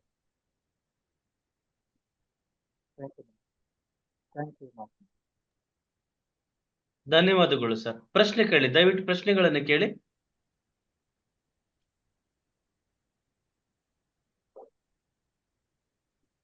ಸ್ವಾಮಿ, ಏನು ಅಂದ್ರೆ ಮಕ್ಕಳನ್ನ ಪಡೆಯುವುದು ಗಂಡಸಿನ ಹಕ್ಕೇ? ಅಲ್ಲ, ಅವರಿಬ್ರು ಗಂಡ ಹೆಂಡತಿ ಆದವರು ಅವ್ರು ತಮ್ಮ ಸಂಸಾರದ ವಿಷಯವನ್ನ ಅವರೇ ನಿರ್ಧರಿಸಬೇಕು. ಅವರಿಬ್ರು ತಮ್ಮ ಮಕ್ಕಳನ್ನ ಪಡೆಯೋದು ಅಥವಾ ಮಕ್ಕಳನ್ನ ಪಡೆಯುವುದನ್ನ ಮುಂದೆ ಹಾಕೋದು ಅಥವಾ ಮಕ್ಕಳ ಸಂಖ್ಯೆಯನ್ನ ಮಿತಿಗೊಳಿಸ್ಕೊಳ್ಳೋದು ಅವರವರ ಅಂಡರ್ಸ್ಟ್ಯಾಂಡಿಂಗ್ ಮೇಲೆ ಅದು ಅವಲಂಬಿತ ಆಗಿರ್ತದೆ. ಅಧಿಕಾರ ಅಲ್ಲವೇ ಅಂತಾನು ಪ್ರಶ್ನೆ ಕೇಳ್ತಾ ಇದ್ದಾರೆ ಸ್ವಾಮಿ. ಮತ್ತೆ ಆಯ್ತು, ಈಗ ಅವನು ಮಗು ಬೇಕಂತಾನೆ, ಅವಳು ಹೆಂಡತಿ ನಿರಾಕರಿಸ್ತಾಳೆ. So this will be a cause of dispute, this will be a cause of action. So ಹಿಂಗಿರೋದ್ರಿಂದ ಅವರಿಬ್ಬರಲ್ಲಿ ಭಿನ್ನಾಭಿಪ್ರಾಯ ಆದ್ರೆ, ಅದು ಸರಿಪಡಿಸಲಾರದಷ್ಟು ಅದು ಭಿನ್ನಾಭಿಪ್ರಾಯ ಆದ್ರೆ then that will end in the divorce. ಹಿಂಗಾಗಿ ಅದು ನ್ಯಾಯಾಲಯಕ್ಕೆ ಹೋಗಿ ವಿವಾಹ ವಿಚ್ಛೇದನಕ್ಕೆ ಒಂದು ಅರ್ಜಿ ಹಾಕ್ಲಿಕ್ಕೆ ಅದೊಂದು ಕಾರಣ ಆಗ್ತದೆ. ಆದ್ರಿಂದ ಗಂಡ ಹೆಂಡತಿ ತಮ್ಮ ಸಂಸಾರದಲ್ಲಿ ತಮ್ಮ ಮನೆಯ ವಿಷಯವನ್ನ ಅವರಿಬ್ಬರು ಕುಂತು ಮಾತುಕತೆ ಮೂಲಕ, ಸಂಧಾನದ ಮೂಲಕ, ಸೌಹಾರ್ದತೆಯಲ್ಲಿ ತಮ್ಮ ಸಮಸ್ಯೆಗಳನ್ನ ಅವರು ಇತ್ಯರ್ಥಪಡಿಸ್ಕೊಳ್ಳಿಕ್ಕೆ ಅವರಿಗೆ ಅವಕಾಶ ಇದೆ. Right to procreation is a right. ಹೌದು, ಇಟ್ಸ್ ಅ ಕಾಂಜುಗಲ್ ರೈಟ್. ಹೌದು, ಕಾಂಜುಗಲ್ ರೈಟ್. ಅದಕ್ಕೆ ಇನ್ನೊಂದು ಪಾರ್ಟಿ ಒಪ್ಪಲಿಲ್ಲ ಅಂದ್ರೆ then that will be a cause of action to file a petition for divorce. ಇನ್ನೊಂದು ಪಕ್ಷಗಾರ ಆ ವಿಷಯಕ್ಕೆ ಸಮ್ಮತಿಸಿದ್ರೆ ಅಥವಾ ಅಸಮ್ಮತಿಯನ್ನು ತೋರಿಸಿದ್ರೆ ಅಥವಾ ಅಸಹಕಾರವನ್ನು ತೋರಿಸಿದ್ರೆ, ಸೊ ಇನ್ನೊಂದು ಪಾರ್ಟಿ ನ್ಯಾಯಾಲಯಕ್ಕೆ ಹೋಗಿ ವಿಚ್ಛೇದನಕ್ಕೆ ಹಾಕ್ಲಿಕ್ಕೆ ಒಂದು ಅವಕಾಶ ಇದೆ. So these are all the mutual things which they can sit together and discuss and settle their issue. ಮದುವೆ ಆದಂತ ಸಂದರ್ಭದಲ್ಲಿ ಗಂಡ ಹೆಂಡತಿಯರು ತಿಳಿಬೇಕಾಗಿರುವಂತಹ ಕಾನೂನಿನ ಅಂಶಗಳು ಯಾವುದು ಅಂತ ಹೇಳ್ತೀರಾ ಸ್ವಾಮಿ? ಹಿಂದೂ ಮ್ಯಾರೇಜ್ ಆಕ್ಟ್ ದಲ್ಲಿ ಒಂದು ಮದುವೆ ಅಂತ ಅನ್ಸ್ಕೊಳ್ಬೇಕಾದ್ರೆ ನಮ್ಮ ಹಿಂದೂ ಕಾನೂನಲ್ಲಿ ವಯೋಮಿತಿಯನ್ನ ನಿಗದಿ ಮಾಡಿದ್ದಾರೆ. ಅಂದ್ರೆ ವರನಿಗೆ 21 ವರ್ಷ ಆಗಿರ್ಬೇಕು, ವಧುವಿಗೆ 18 ವರ್ಷ ಆಗಿರ್ಬೇಕು, ಅವರಿಬ್ರು ಮಾನಸಿಕವಾಗಿ ಸ್ವಸ್ಥ ಆಗಿರ್ಬೇಕು, ದೈಹಿಕವಾಗಿನೂ ಕೂಡ ಆರೋಗ್ಯಪೂರ್ಣವಾಗಿರ್ಬೇಕು, ಮತ್ತು ಅವರು ಮದುವೆಗೆ ಸಮ್ಮತಿಯನ್ನ ಕೊಡುವಷ್ಟು ಅವರು ಮಾನಸಿಕವಾಗಿ ಪ್ರಬುದ್ಧತೆಯನ್ನು ಹೊಂದಿರಬೇಕು, ಮತ್ತು ಅವರು ಸಪಿಂಡ ಆಗಿರಬಾರ್ದು. ಸಪಿಂಡ ಅಂದ್ರೆ ಪ್ರೊಹಿಬಿಟೆಡ್ ಡಿಗ್ರಿ. ಪ್ರೊಹಿಬಿಟೆಡ್ ಡಿಗ್ರಿ ಅಂದ್ರೆ ಈಗ ಅಣ್ಣ ಇದ್ದವನು ತಂಗಿನ ಮದುವೆ ಆಗಿ ಬರಲ್ಲ, ಈ ರೀತಿ ಒಳಗೆ. ಸೊ ಪ್ರೊಹಿಬಿಟೆಡ್ ಡಿಗ್ರಿಯಲ್ಲಿ ಇರಬಾರ್ದು. ಸೊ ಇಂಥವೆಲ್ಲ ಬೇಸಿಕ್ ಕಾನೂನುಗಳನ್ನ ಅವ್ರು ತಿಳ್ಕೊಂಡಿರೋ ಉತ್ತಮ. ಬಟ್ ಇವತ್ತಿನ ದಿನಗಳಲ್ಲಿ ಸ್ವಲ್ಪ ಸಮಸ್ಯೆ ಏನಾಗ್ತದೆ ಅಂದ್ರೆ, ಈ ಕಾಲೇಜಿನಲ್ಲಿ ಹುಡುಗ ಹುಡುಗಿಯರು ಲವ್ ಮಾಡಿ ಓಡಿ ಹೋಗಿ ಮದುವೆ ಆಗ್ತಾರೆ. ಅಂತ ಸಂದರ್ಭದಲ್ಲಿ ಹುಡುಗಿಗೆ ಇನ್ನೂ 18 ವರ್ಷ ಆಗಿರೋದಿಲ್ಲ. ಸೊ ಅಂತ ಸಂದರ್ಭದಲ್ಲಿ ಹುಡುಗನ ಮೇಲೆ ಪೋಸ್ಕೋ ಕೇಸ್ ಹಾಕಿ ಹುಡುಗನನ್ನ ಜೈಲಿಗೆ ಕಳಿಸಿದಂತ ಉದಾಹರಣೆಗಳು ಕೂಡ ಇದಾವೆ. ಹುಡುಗಿ ಸಮಟೈಮ್ಸ್ ಗರ್ಭಿಣಿ ಕೂಡ ಆಗಿರ್ತಾಳೆ. ಸೊ ಆಕೆ ತಂದೆ ತಾಯಿಗಳ ಮನೆಗೆ ಹೋಗ್ಲಿಕ್ಕೆ ಇಚ್ಛೆ ಪಡಲ್ಲ. ಸೊ ಆಕೆಯನ್ನ ಒಂದು ರಿಮಾಂಡ್ ಹೋಮದಲ್ಲಿ ಇರ್ತಕ್ಕಂಥ ಸಂದರ್ಭಗಳು ಕೂಡ ನಾವು ನೋಡ್ತೀವಿ. ಸೊ ಆದ್ದರಿಂದ ಯುವ ಜನತೆ ಈ ಕಾನೂನಿನ ಬಗ್ಗೆ ಒಂದು ಸ್ಪಷ್ಟ ತಿಳುವಳಿಕೆಯನ್ನು ಹೊಂದಿದ್ರೆ ಸೊ ಇಂತಹ ಸಮಸ್ಯೆಗಳಿಂದ ಹೊರಬರ್ಲಿಕ್ಕೆ ಸಾಧ್ಯ ಆಗ್ತದೆ. ಧನ್ಯವಾದಗಳು ಸ್ವಾಮಿ. ಸಿಎಸ್ಎನ್ ಅವರು ಹ್ಯಾಂಡ್ ರೈಸ್ ಮಾಡಿದ್ದಾರೆ, ದಯವಿಟ್ಟು ಪ್ರಶ್ನೆಯನ್ನ ಕೇಳಿ. ಸಿಎಸ್ಎನ್. ಹಲೋ, ನಮಸ್ತೆ ಸರ್. ನಂದು ಪ್ರಶ್ನೆ ಹಲೋ, ಒಂದು OS suit sir, OS civil ಪ್ರಕರಣಕ್ಕೆ ಸಂಬಂಧಪಟ್ಟಂತೆ ಆಸ್ತಿಗೆ, ಆಮೇಲೆ ಅವ್ರದ್ದು ವಾರಸ್ದಾರರ ಇದು ಇನ್ಹೆರಿಟೆನ್ಸ್ ಇಂತ್ರ ಬಂದಿದ್ದು ಮತ್ತು ಬೋನೋಫೈಡ್ ಪರ್ಚೇಸಸ್ಗೆ ನ್ಯಾಯಾಲಯ ಡಿಸಿಷನ್ ಕೊಡುತ್ತಂದ್ರೆ ಅವ್ರಿಗೂ ಬಂದಂತ ಪಾಲು ಮತ್ತು ಬೋನೋಫೈಡ್ ಪರ್ಚೇಸ್ ಏನ್ ಬರುತ್ತೆ ಅದು ಆಸ್ತಿನ ವಿಭಾಗ ಮಾಡ್ಕೊಟ್ಟಿತ್ತೆ. OS ಸೂಟ್ ನಲ್ಲಿ ಆತು. ಅದಾದ್ಮೇಲೆ ಅವರು FDP ಹಚ್ಕೊಂತಾರೆ. ಇದು ಕೋರ್ಟ್ ಕಮಿಷನರ್ ಪ್ರಕಾರ ಅದು ಡಿಸಿಷನ್ ಆಗುತ್ತೆ. ಅದೇ ಪ್ರಕಾರ ಅದು ಎನ್ಫೋರ್ಸ್ ಮಾಡ್ಲಿಕ್ಕೆ FDP ಹಚ್ಕೊಂತಾರೆ. ಅದ್ರಲ್ಲೂ ಸಹ ಕರೆಕ್ಟ್ ಇದು ಆಸ್ತಿನ ಎಲ್ಲಾ ಒಟ್ಟುಗೂಡಿಸಿ ವಿಭಾಗ ಮಾಡಿ ರೆವಿನ್ಯೂ ಡಿಪಾರ್ಟ್ಮೆಂಟ್ ಅವರು ಕೊಡ್ತಾರೆ. ಅದಾದ್ಮೇಲೆ ಅವರು ಯಾರು ಅನ್ಯಾಯಕ್ಕೆ ಒಳಗಾಗಿರ್ತಾರಲ್ಲ, ಸಕ್ಷಮ ನ್ಯಾಯಾಲಯ ಡಿಸಿಷನ್ ಕೊಟ್ಟ ಪ್ರಕಾರ ರೆವಿನ್ಯೂ ಡಿಪಾರ್ಟ್ಮೆಂಟ್ ಆಸ್ತಿನ ವಿಭಾಗ ಮಾಡಿ ಕೊಟ್ಟಿರ್ತಾರೆ, ಒಟ್ಟುಗೂಡಿಸಿ ವಿಭಾಗ ಮಾಡಿರ್ತಾರೆ. ಆದ್ರೆ ಇವ್ರು ಯಾರಿಗೂ ಆಸ್ತಿ ಸಿಕ್ಕಿರೋದಿಲ್ವೋ ಅವರು DDLRಗೆ ಇದು ಕೋರ್ಟ್ ಕಮಿಷನರ್ ರಿಪೋರ್ಟ್ ನ ಮತ್ತು ಲವೆನಿ ನಕ್ಷೆ ಹಾಗೂ ನಮೂನೆ 4 ರದ್ದುಪಡಿಸಿರಿ ಅಂತ DDLRಗೆ ಹೋಗ್ತಾರೆ. ಆ ಪ್ರಕರಣವನ್ನು ನಿರ್ಧರಿಸಲು DDLRಗೆ ಅಧಿಕಾರ ಇದೆಯೋ ಅಥವಾ ಇಲ್ಲೋ? ನನ್ ಪ್ರಶ್ನೆ. ಈಗ ನೀವು ಅಸುದಾವೆ ಪ್ರಕರಣದಲ್ಲಿ OS ಪ್ರಕರಣದಲ್ಲಿ ಬಹುಶಃ ಇದು ಎನ್ಸೆಸ್ಟರ್ ಪ್ರಾಪರ್ಟಿ ಅಂತ ನಾನು ತಿಳ್ಕೊಂಡಿದ್ದೀನಿ. ಸೊ ಎನ್ಸೆಸ್ಟರ್ ಪ್ರಾಪರ್ಟಿಯಲ್ಲಿ ಅಲ್ಲಿ ಎಲ್ಲ ದಾಯಾದಿಗಳಿಗೆ ಅಂದ್ರೆ those who are co partners, so ಅವರಿಗೆ ತಮ್ಮದೇ ಆದಂತ ಒಂದಿಷ್ಟು ಪಾಲಿದೆ. ಆ ಅನ್ಡಿವೈಡೆಡ್ ಪ್ರಾಪರ್ಟಿಯಲ್ಲಿ ತನ್ನ ಶೇರ್ ಅನ್ನ ಒಬ್ಬ ಪಾಲುದಾರ ಇನ್ನೊಬ್ಬ ವ್ಯಕ್ತಿಗೆ ಮಾರಿದಾನೆ. So that sale deed is valid to the extent of the share which he has sold. So ಅಲ್ಲಿ ಆ ಒಟ್ಟು ಕುಟುಂಬದ ಆಸ್ತಿಯಲ್ಲಿ ಇವನಿಗೆ ಎಷ್ಟು ಪಾಲು ಬರ್ತದೆ ಅಷ್ಟು ಪಾಲನ್ನ ಆತ ಮಾಡಿದಾಗ ಅದು ಸಕ್ಷಮ ಆಗ್ತದೆ. ಸೊ ಈಗ OS ದಲ್ಲಿ ಪ್ರಿಲಿಮಿನರಿ ಡಿಕ್ರಿ ಆಗ್ತದೆ. ಪ್ರಿಲಿಮಿನರಿ ಡಿಕ್ರಿ ಅಂದ್ರೆ ಅಲ್ಲಿ ಕೋ ಪಾರ್ಸನ್ಗೆ ಎಷ್ಟು ಶೇರ್ ಅನ್ನೋದನ್ನ ಡಿಸೈಡ್ ಆಗ್ತದೆ. ಸೊ FDP ಅಲ್ಲಿ ಅವರಿಗೆ ಬಂದಂತ ಪಾಲವನ್ನ ಮಾಡಿಕೊಡೋದಾಗ್ತದೆ. ಸೊ ಅಲ್ಲಿ ನೀವು ಪಾಲ ಮಾಡಿಕೊಟ್ಟಿದ್ದೀರಿ, ಬಟ್ ಈಗ ಓನ್ಲಿ ಡಿಸ್ಪ್ಯೂಟ್ ನಿಮ್ಗೆ ಏನಾಗ್ತದೆ ಅಂದ್ರೆ ಯಾವ ಪ್ರಾಪರ್ಟಿ ಯಾರ ಭಾಗಕ್ಕೆ ಹೋಗಿದೆ, ಯಾವ ಸೈಡ್ ಬಂದಿದೆ ಅಂತ ಚೆಕ್ ಬಂದಿ. ಸೊ ಅದು ನಿಮ್ಗೆ ಡಿಸ್ಪ್ಯೂಟ್ ಇರೋದ್ರಿಂದ ನಿಮ್ಗೆ ಆ ಕೋರ್ಟ್ ಕಮಿಷನರ್ ವರದಿಯನ್ನ ನೀವು ನ್ಯಾಯಾಲಯದ ಮುಂದೆ ಪ್ರಶ್ನೆ ಮಾಡ್ಬೋದು. ನೀವು ನ್ಯಾಯಾಲಯದ ಮುಂದೆ ಪ್ರಶ್ನೆ ಮಾಡಿ ಆ ಕೋರ್ಟ್ ಕಮಿಷನರ್ ಸರಿಯಾಗಿ ಇದು ಪಾಲ ಮಾಡ್ಲಿಲ್ಲ, ಸೊ ನಮಗೆ ನ್ಯಾಯಯುತವಾಗಿ ಬರ್ಬೇಕಾದಂತ ಪಾಲು ಸಿಕ್ಕಿಲ್ಲ, ಸೊ ಆ ಕಮಿಷನರ್ ವರದಿಯನ್ನ ತಾವು ತಿರಸ್ಕರಿಸಿ ಅಂತ ನೀವು ನ್ಯಾಯಾಲಯಕ್ಕೆ ಒಂದು ತಕರಾರು ಅರ್ಜಿಯನ್ನ ಸಲ್ಲಿಸಲಿಕ್ಕೆ ಎಲ್ಲ ಅವಕಾಶ ಇದೆ ಅಲ್ಲ? ಇಲ್ಲ ಸರ್, ಆರೇ ಹೋಗಕ್ಕೆ ಸೀನಿಯರ್ ಡಿವಿಷನ್ ಹೋಗಕ್ಕೆ ಅವಕಾಶವಿದೆ. ನಾನ್ ಕೇಳ್ತಾ ಇರೋದು DDLR deputy director revenue department ಇರ್ತಲ್ಲ, ಅದಕ್ಕೆ ಹೋಗಿದ್ದಾರೆ. ನಮ್ ಕ್ಲೈಂಟ್ ಪರವಾಗಿ ಏನಿದೆ ಅವ್ರದ್ದು ಕರೆಕ್ಟ್ ಬಂದಿದೆ ಸರ್. ಇವಾಗ ಇಲ್ಲಿ ಕ್ವಶನ್ ಇರೋದು DDLR ಏನ್ ರೋಲ್ ಇಲ್ಲ. ಇಲ್ಲಿ ಕ್ವಶನ್ ಇರೋದೇನಂದ್ರೆ ನಿಮ್ಗೆ ಪ್ರಿಲಿಮಿನರಿ ಡಿಕ್ರಿಯಲ್ಲಿ ನಿಮ್ದು ಶೇರ್ ಡಿಟರ್ಮಿನೇಷನ್ ಆಗಿದೆ, FDP ಅಲ್ಲಿ ನಿಮ್ಮ ಭಾಗವನ್ನ ಹಂಚಿ ಕೊಡ್ಬೇಕಾಗಿದೆ. ಸೊ ನಿಮ್ಗೆ ಇಲ್ಲಿ ಸರಿಯಾದ ತಿಳ್ಕೊಳ್ಳಿ, ಸರಿಯಾದ ನನಗೆ ಪಾಲು ಬಂದಿಲ್ಲ ಅಂತ ನೀವು ಹೇಳ್ಬೇಕಾದ್ರೆ ಇನ್ನು FDP ಕನ್ಕ್ಲೂಡ್ ಆಗಿಲ್ಲ ಅಂತ ನಾನು ತಿಳ್ಕೊಂಡಿದ್ದೀನಿ. ಬಿಕಾಸ್ ಸ್ಟಿಲ್ ಅಲ್ಲ, ಈಗ FDP ಯಾವಾಗ ಕನ್ಕ್ಲೂಡ್ ಆಗ್ತದೆ ಅಂದ್ರೆ ಈ ಕೋರ್ಟ್ ಕಮಿಷನರ್ ಕೊಟ್ಟಂತ ವರದಿಯನ್ನ ನ್ಯಾಯಾಲಯ ಅಕ್ಸೆಪ್ಟ್ ಮಾಡಿ ಡ್ರಾ ಫೈನಲ್ ಡಿಕ್ರಿ ಅಕಾರ್ಡಿಂಗ್ಲಿ ತಂದಾಗ ಅದು ಕನ್ಕ್ಲೂಡ್ ಆಗ್ತದೆ. ಸೊ ಇನ್ನೂ ನಿಮ್ದಲ್ಲಿ ಕೋರ್ಟ್ ಕಮಿಷನರ್ ಕೊಟ್ಟಂತ ವರದಿಯನ್ನ ನ್ಯಾಯಾಲಯ ಇನ್ನೂ ಅಕ್ಸೆಪ್ಟ್ ಮಾಡಿಲ್ಲ. ಸೊ ಆದ್ರಿಂದ ನೀವು DDLR ಏನು ಕೊಡೋ ಅವಶ್ಯಕತೆ ಇಲ್ಲ. ನೀವು ನ್ಯಾಯಾಲಯಕ್ಕೆ ಒಂದು ನಿಮ್ಮ ತಕರಾರು ಅರ್ಜಿಯನ್ನ ಕೊಟ್ಟು ಈ ಕೋರ್ಟ್ ಕಮಿಷನರ್ ಮಾಡಿದಂತ ಕೋರ್ಟ್ ಕಮಿಷನರ್ ರಿಪೋರ್ಟ್ಗೆ ನಮ್ದು ತಕರಾರು ಇದೆ, ಇದನ್ನ ಮತ್ತೊಮ್ಮೆ ಪುನಃ ಕಳಿಸಿ ನಮ್ಗೆ ಇಂತ ಪಾಲ್ ಕೊಡಿ ಅಂತ ನೀವು ಕೊಡ್ಬೋದು. ಇಲ್ಲ ಸರ್, FDP ಆಗಿದೆ ಸರ್, FDP ಆಗಿದೆ. ನಮೂನೆ 4 ಮತ್ತು ನಮೂನೆ 10 ಮಾತ್ರ ರದ್ದುಪಡಿಸಿ ಅಂತ ಹೇಳಿ DDLR ಗೆ ಹೋಗಿದ್ದಾರೆ ಸರ್. ಯಾರು ನೊಂದಿದಾರಲ್ಲ ಅವರು ನಮ್ ಪಕ್ಷಗಾರಿಗೆಲ್ಲ ಕರೆಕ್ಟ್ ಅವೈಲೇಬಲ್ ಆಗಿದೆ ಸರ್ ಅವ್ರದ್ದು ಆಸ್ತಿ. ಆಯ್ತು, ಮತ್ತೆ ನೀವು ಅಲ್ಲಿ ಅದನ್ನ ಪ್ರೂವ್ ಮಾಡಿ, ಹಂಗಾರೆ DDLR ಮುಂದೆ ಪ್ರೂವ್ ಮಾಡಿ. ಸರ್, ಇವಾಗ ಸಕ್ಷಮ ನ್ಯಾಯಾಲಯದಲ್ಲಿ ಒಂದು ನಿರ್ಧರಿತ ಪ್ರಕರಣ ಆಗಿದೆ ಸರ್. ಸಕ್ಷಮ ನ್ಯಾಯಾಲಯದಲ್ಲಿ ಆಗಿದೆ, ಅದು OS ಆಗಿದೆ, ಅಲ್ಲೂ ಡಿಗ್ರಿ ಆಗಿ FDPನೂ ಆಗಿ ಕರೆಕ್ಟ್ ಇದೆ. ಅದಾದ್ಮೇಲೆ ಅವರು ಒಟ್ಟುಗೂಡಿಸಿ ಆಮೇಲೆ ಅವ್ರವ್ರ ಆಸ್ತಿನ ಹಂಚಿಕೆನೂ ಮಾಡಿದ್ದಾರೆ ರೆವಿನ್ಯೂ ಡಿಪಾರ್ಟ್ಮೆಂಟ್ ಅವರು ನ್ಯಾಯಾಲಯದ FDP ಪ್ರಕಾರ. ಅದಾದ್ಮೇಲೆ ಇವರು ಆರ್ಎಗ್ ಹೋಗ್ಬೋದು ಅಥವಾ ಇಲ್ಲೇ ಅಪೀಲ್ ಹೋಗ್ಬೋದು ಹೊರತಾಗಿ DDLR ಗೆ ಅಧಿಕಾರ ಇದೆಯೋ ಇಲ್ವಾ ಅನ್ನೋದಷ್ಟೇ. DDLR is not the appellate authority against the civil court. ಈಗ ಒಂದು ಸಿವಿಲ್ ಕೋರ್ಟ್ ಕೊಟ್ಟಂತ ಡಿಕ್ರಿಯನ್ನ ರದ್ದುಪಡಿಸೋದಾಗ್ಲಿ, ಅದನ್ನ ಪ್ರಶ್ನೆ ಮಾಡೋದಾಗ್ಲಿ ಅಥವಾ ಅದನ್ನ ಸೆಟ್ ಅಸೈಡ್ ಮಾಡೋದಾಗ್ಲಿ ಅಧಿಕಾರ DDLR ಇಲ್ಲ. ನಿಮ್ಗೊಂದೇಳೆ ಈ FDP ಬಗ್ಗೆ ಅಸಮಾಧಾನ ಇದ್ರೆ ಯು ಪ್ರಿಫರ್ ಅನ್ ಅಪೀಲ್ ಆರ್ಎ. ಇಲ್ಲ ಸರ್, FDP ನಮ್ಗ ಇದು ಒಪ್ಪಿಗೆ ಇದೆ ಸರ್. ಅದು ನಮ್ ಪ್ರಕಾರ ಹೆಂಗಿತ್ತು ಹಾಗೆ ಬಂದಿದೆ, ನಮ್ದು ಆಸ್ತಿ ನಮ್ಗೆ ಉಳ್ದಿದೆ. ಆದ್ರೆ ಇವ್ರು ಯಾರಿಗೂ ಬಂದಿಲ್ವೋ ಅಪೋಸಿಷನ್ ಪಾರ್ಟಿದವರು, ಅವರು DDLR ಕನ್ಸಿಡರ್ ಮಾಡಿದ್ದಾರೆ ಸರ್. ಆರ್ಎಗ್ ಹೋಗೋ ಬದ್ಲಿ ನಾನು ಹೇಳಿದ್ರೆ DDLR is not an appellate authority against the civil court. ಈಗ ಸಿವಿಲ್ ಕೋರ್ಟ್ ಮಾಡಿದಂತ FDP ಗೆ ಯಾರ್ದು ಅಸಮಾಧಾನ ಇದೆ ಅವರು they can prefer an appeal before the appellate court. So ಹಾಗಿರೋದ್ರಿಂದ DDLR is not the appellate authority.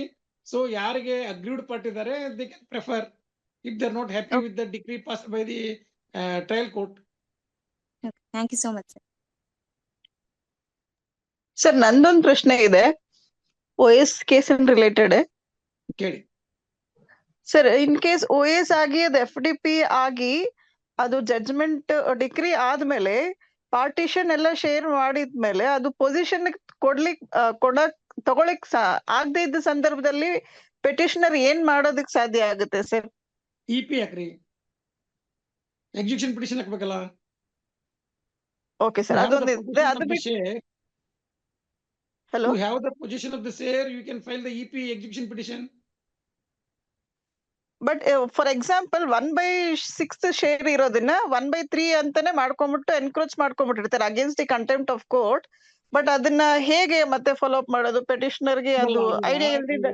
ಅಲ್ಲಲ್ಲ, ಈಗ shares can be increased and decreased ಯಾಕಂದ್ರೆ ಈಗ ಯಾರಾದ್ರೂ ಕೋ ಪಾರ್ಟ್ನರ್ ಯಾರೋ ವಾರಸದಲ್ಲಿ ಸತ್ತು ಹೋದ್ರೆ ಶೇರ್ ಕ್ಯಾನ್ ಬಿ ಇನ್ಕ್ರೀಸ್ಡ್, ಅಥವಾ ಆ ಕುಟುಂಬದಲ್ಲಿ ಯಾರಾದ್ರೂ ಇನ್ನೊಬ್ಬ ಹೊಸ ವ್ಯಕ್ತಿ ಮಗು ಹುಟ್ಟಿತಂದ್ರೆ ಶೇರ್ ಕ್ಯಾನ್ ಬಿ ಡಿಕ್ರೀಸ್ಡ್, ಆ ತರ ಇರ್ತದೆ. ಬಟ್ ನೀವು ಅದು ಬದಲಾದ ಸನ್ನಿವೇಶವನ್ನ ನ್ಯಾಯಾಲಯದ ಗಮನಕ್ಕೆ ತಂದು ನೀವು ಆ ಡಿಕ್ರಿ ಅಮೆಂಡ್ಮೆಂಟ್ ಕೇಳ್ಬೋದಲ್ಲ. ಯಾಕಂದ್ರೆ ಈಗ OS ದಲ್ಲಿ only the shares of the parties will be determined. So FDP ಹಾಕೋ ಸಂದರ್ಭದಲ್ಲಿ ಯಾರಾದ್ರೂ ಒಬ್ಬ ವ್ಯಕ್ತಿ ಸತ್ತ ಅಂದ್ರೆ ಅದರ್ ಪಾರ್ಟೀಸ್ ಶೇರ್ ಇನ್ಕ್ರೀಸ್ ಆಗ್ತದೆ, ಅಥವಾ ಯಾರಾದ್ರೂ ಇನ್ನೊಂದು ಕೂಸು ಹುಟ್ಟಿತು ಅಂದ್ರೆ share will be decreased. So ಈ ಬದಲಾದ ಸನ್ನಿವೇಶವನ್ನ ನೀವು ನ್ಯಾಯಾಲಯಕ್ಕೆ ಗಮನಕ್ಕೆ ತಂದು ಆ ಶೇರ್ ಅನ್ನ ನೀವು ಅದನ್ನ ನೀವು ಅಮೆಂಡ್ಮೆಂಟ್ ಮಾಡ್ಲಿಕ್ಕೆ ಅವಕಾಶ ಇದೆಯಲ್ಲ. ಓಕೆ ಸರ್, ಒಂದ್ ಆಪ್ಷನ್ ಎಕ್ಸಿಕ್ಯೂಷನ್ ಪಿಟಿಷನ್ ಹಾಕೊಳ್ಳಿಕ್ಕೆ ಹೇಳಿದಲ್ವಾ ಸರ್? ಅಲ್ಲ, ಇದು ನಿಮ್ದು ಇನ್ನೂ ನೀವು ಹೇಳ್ತೀರಿ ಅಲ್ಲಿ 1/6 ಬಂದಿತ್ತು, ಬಟ್ ಈಗ ಅವರು 1/3 ಕೇಳ್ತಾ ಇದಾರೆ ಅಂತಕ್ಕಂಥ ಮಾತನ್ನ ನೀವು ಹೇಳಿದ್ರಿ. ಇಲ್ಲ sir, total 1/6 share equal share ಆಗಿರೋದು. ಬಟ್ 3 ಜನ ಏನ್ ಪೆಟಿಷನರ್ ಇದಾರೆ 3 ಜನ ಕೊಟ್ಟಿರೋದಿಲ್ಲ, ಎಲ್ಲ 1/3 ಅಂತಾನೆ ಡಿವೈಡ್ ಮಾಡ್ಕೊಂಡು ಅವ್ರು ಎನ್ಕ್ರೋಚ್ ಮಾಡ್ಕೊಂಡ್ಬಿಟ್ಟಿರ್ತಾರೆ ಸರ್. ಆ ಪಕ್ಷದಲ್ಲಿ ಏನ್ ಮಾಡ್ಬೋದು? ಅವ್ರು ಎನ್ಕ್ರೋಚ್ಮೆಂಟ್ ಮಾಡಿದ್ರೆ ತಪ್ಪಲ್ಲ ಅದು, because they are entitled to have their own share 1/6 ಅಂತ. ಅಲ್ಲ, ಅದಕ್ಕೆ FDP ಅಲ್ಲಿ ಅವ್ರವ್ರ ಶೇರ್ ಅನ್ನ ಡಿಮಾರ್ಕೆಟ್ ಮಾಡಿ ಅವ್ರವ್ರ ಪಾಲಿಗೆ ಕೊಡೋದು. ಸೊ ಈಗ ಅವರು ಜಾಸ್ತಿ ಶೇರ್ ತಗೊಂಡಾರಂದ್ರೆ ನೀವು ಯು ಫೈಲ್ ಇಂಜೆಕ್ಷನ್ ಸೂಟ್ ಅಥವಾ ಡಿಕ್ಲರೇಷನ್ ಸೂಟ್ ಹಾಕೊಳ್ಳಿ. ನಂದು 1/6 ಇದೆ, ಅದು ನಂದು 1/6 ಅನ್ನ ಘೋಷಣೆ ಮಾಡಿ ಮತ್ತೆ ಇವರಿಗೆ ನಮ್ಮ ಇದರಲ್ಲಿ ಹಿಸ್ಸದಲ್ಲಿ ಬರ್ದಂಗೆ ನೀವು ಇಂಜೆಕ್ಷನ್ ತಗೊಳ್ಳಿ. Okay sir, okay sir, okay sir, thank you sir, got it sir. Sir ನಮಸ್ತೆ. ಮಾತಾಡಿ ಸರ್ ನಮಸ್ತೆ. ನಮಸ್ತೆ, ಹೇಳಿ. ಸರ್ ಸಂಕನಗೌಡ್ರು ಅಂತ ಮಾತಾಡೋದು ಸರ್. ಹಲೋ, ಹೇಳಿ ಹೇಳಿ, ಕೇಳ್ತದೆ ಹೇಳಿ. ಸರ್, ಇದು ನಮ್ದೀಗ ಪಿತ್ರಾರ್ಜಿತ ಆಸ್ತಿದು ಒಂದು ಸ್ವಲ್ಪ ಸಮಸ್ಯೆ ಆಗಿದೆ. ಅದು ಏನು ಅಂತಂದ್ರೆ, ನಾವು 6 ಜನ ಮಕ್ಕಳು ಸರ್ ಟೋಟಲಿ. ನಾವು ಕೊನೆಯವರು 4 ಜನ ಗಂಡ್ಮಕ್ಳು ಇದೀವಿ, 2 ಹೆಣ್ಮಕ್ಳು ಇರೋದು. ನಮ್ಮ ತಂದೆ ತೀರೋಗಿದ್ದಾರೆ. ಅವರು ಪ್ರೈಮರಿ ಸ್ಕೂಲ್ ಟೀಚರ್ ಇದ್ರು. ಅದೇ ಕೆಲಸ ನಮ್ಮ ಹಿರಿಯ ಅಣ್ಣನಿಗೆ ಬಂದಿದೆ. ಅವರು ಇವಾಗ ಪ್ರೈಮರಿ ಸ್ಕೂಲ್ ಟೀಚರ್ ಆಗಿದ್ದಾರೆ. ಅವ್ರು ಏನ್ ಮಾಡ್ಬಿಟ್ಟಿದ್ದಾರೆ ಅಂದ್ರೆ, ನಾವು ಚಿಕ್ಕವರು ಇರುವಾಗ ನಮ್ದು 9 ಕೂರ್ಗೆ ಆಸ್ತಿ ಇರೋದು. ಅದರಲ್ಲಿ 9 ಎಕರೆ ಹೊಲನ ತಮ್ಮ ಹೆಸರಿಗೆ ಅವರು ನಾವು ಚಿಕ್ಕವರು ಇರೋವಾಗ್ಲೇನೆ ಮಾಡ್ಕೊಂಡ್ಬಿಟ್ಟಿದ್ದಾರೆ. ಹಲೋ ಸರ್, ಹೇಳಿ, ಕಂಟಿನ್ಯೂ ಮಾಡಿ. ಅದೇ ಅದನ್ನ ಅವರು ತಮ್ಮ ಹೆಸರು ಮಾಡ್ಕೊಂಡಿದ್ದಾರೆ. ಈಗ ಆ ಒಂದು ಆಸ್ತಿ ಮತ್ತು ಅದರಲ್ಲಿ 3 ಎಕರೆ ಹೊಲನ ಅವ್ರು ಏನ್ ಮಾಡಿದ್ದಾರೆ, ಫ್ಯಾನ್ ಕಂಪ್ನಿಯವ್ರಿಗೆ ಮಾರಿದ್ದಾರೆ. ಆ ವಿಷಯ ಗೊತ್ತಾಗಿ ನಮ್ಮ ಸಣ್ಣಕ್ಕ ಅವರು ಆ ವಿಷಯ ಗೊತ್ತಾಗಿ ಏನ್ ಮಾಡಿದ್ದಾರೆ, ಕೋರ್ಟಿಗೆ ಕೇಸ್ ಹಾಕಿದ್ದಾರೆ. ಆ ಕೇಸ್ ಇವಾಗ ರನ್ನಿಂಗ್ ಅಲ್ಲಿ ಇದೆ. ಜೊತೆಗೆ ಏನಪ್ಪಾ ಅಂತಂದ್ರೆ, ಆ ಕೇಸ್ ಕ್ಲಿಯರ್ ಆಗೋವರೆಗೂ ನಮ್ಮ ಯಾವ ಜಮೀನನ್ನ ನೀವು ಏನ್ ಮಾಡಬಾರ್ದು, ಉಪಯೋಗಿಸಬಾರ್ದು ಮತ್ತು ಅದನ್ನ ನೀವು ಉಣಬಾರ್ದು ಅಂತೇಳಿ ಏನ್ ಮಾಡಿದ್ದಾರೆ, ಎಲ್ಲಾ ಹೊಲಾನು ನಮ್ಮ ಅಕ್ಕನವರೇ 2 ವರ್ಷ ಆಯ್ತು ಈಗ ಕಂಟಿನ್ಯೂ ಮಾಡಿ ಕೇಸ್ ಕ್ಲಿಯರ್ ಮಾಡ್ಕೊಳ್ಳೋವರೆಗೂ ನೀವು ಇದನ್ನು ಉಪಯೋಗಿಸಬಾರ್ದು ಅಂತ ಹೇಳಿದ್ದಾರೆ. ಇದಕ್ಕೆ ನಾವು ಮುಂದೆ ಏನ್ ಮಾಡ್ಬೇಕು ಅಂತ ಸರ್?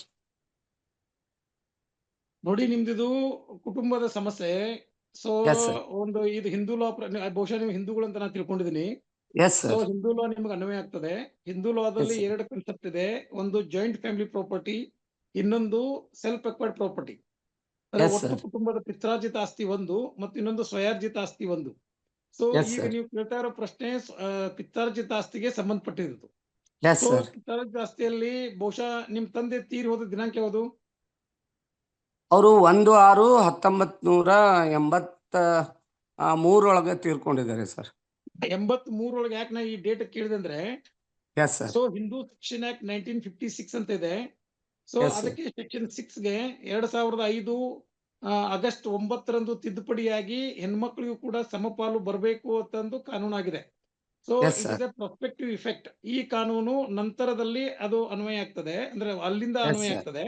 ಸೊ ಹಾಗೆ ನಿಮ್ ತಂದೆ 1983ರಲ್ಲಿ ತೀರ್ಕೊಂಡಿದ್ರಿಂದ, ಸೊ ಹಿಂದಿನ ಕಾನೂನು ಅನ್ವಯ ಆಗೋದ್ರಿಂದ ನಿಮ್ಮ ಅಕ್ಕ ತಂಗಿಯರಿಗೆ ಸಮಪಾಲು ಬರೋದಿಲ್ಲ. ಸೊ ಅವರಿಗೆ ಕೇವಲ ನಿಮ್ಮ ತಂದೆಯಲ್ಲಿ ಒಂದು ನೋಷನಲ್ ಶೇರ್ ಅಂತೀವಿ ನಾವು, ನೋಷನಲ್ ಶೇರ್ ಅಂತೀವಿ. ಸೊ ನಿಮ್ಮ ತಂದೆಗೆ ಬರ್ತಕ್ಕಂತ ಪಾಲದಲ್ಲಿ ಒಂದು ಭಾಗ ಮಾತ್ರ ನಿಮ್ಮ ಅಕ್ಕ ತಂಗಿಯರಿಗೆ ಸಿಗ್ತದೆ. ಸೊ ನಿಮಗೆ ಮೇಜರ್ ಶೇರ್ ಸಿಗ್ತದೆ. ಸೊ ಆದ್ರಿಂದ ಈಗ ನಿಮ್ಮ ಅಣ್ಣ ಏನು ಜಾಸ್ತಿ ಆಸ್ತಿ ತನ್ನ ಹೆಸರಿಗೆ ಬರ್ಕೊಂಡಾನೆ, ಅದನ್ನ ನೀವು ಒಂದು ಪಾರ್ಟಿಷನ್ ಸೂಟ್ ಹಾಕೋಬೇಕಾಗ್ತದೆ. ಪಾರ್ಟಿಷನ್ ಸೂಟ್ ಹಾಕೊಂಡು ನಿಮ್ದು ಶೇರು ಡಿಟರ್ಮಿನೇಷನ್ ಮಾಡ್ಬೇಕಾಗ್ತದೆ. ಸೊ Yes, ಈಗ ನೀವೆಲ್ಲರೂ ಕೋ ಓನರ್ಸ್, ನೀವೆಲ್ಲ ಒಂದು ಸಹ ಮಾಲೀಕರು. ಸೊ ಈ ಸಹ ಮಾಲೀಕರು ಅಂತಕ್ಕಂಥ ಪ್ರಶ್ನೆಯಲ್ಲಿ injunction cannot be granted against the co owner. So Yes, sir. ಒಬ್ಬ ಒಟ್ಟು ಕುಟುಂಬದ ಆಸ್ತಿಯಲ್ಲಿ ಯಾರ ವಿರುದ್ಧವೂ ನ್ಯಾಯಾಲಯ ಒಂದು ತಡೆಯಾಜ್ಞೆಯನ್ನ ನೀಡಲಿಕ್ಕೆ ಆಗೋದಿಲ್ಲ. ಬಟ್ ಯಾರು Yes, sir. ಆ ಆಸ್ತಿಯನ್ನ ಎಂಜಾಯ್ ಮಾಡ್ತಾ ಇದ್ದಾರೆ ಅವ್ರ ಕಡೆಯಿಂದ ನೀವು at the end of the trial, ಈ ಕೇಸಿನ ಕೊನೆಯಲ್ಲಿ ಮೀನ್ ಪ್ರಾಫಿಟ್ಸ್ ಅಂತಿದೆ. ಮೀನ್ ಹಾ ಪ್ರಾಫಿಟ್ ಸರ್. ಅಂದ್ರೆ ವಾದಕಾಲೀನ ಲಾಭಗಳು ಅಂತ ನಾವು ಟೆಕ್ನಿಕಲ್ ಭಾಷೆಯಲ್ಲಿ ಕರಿತೀವಿ.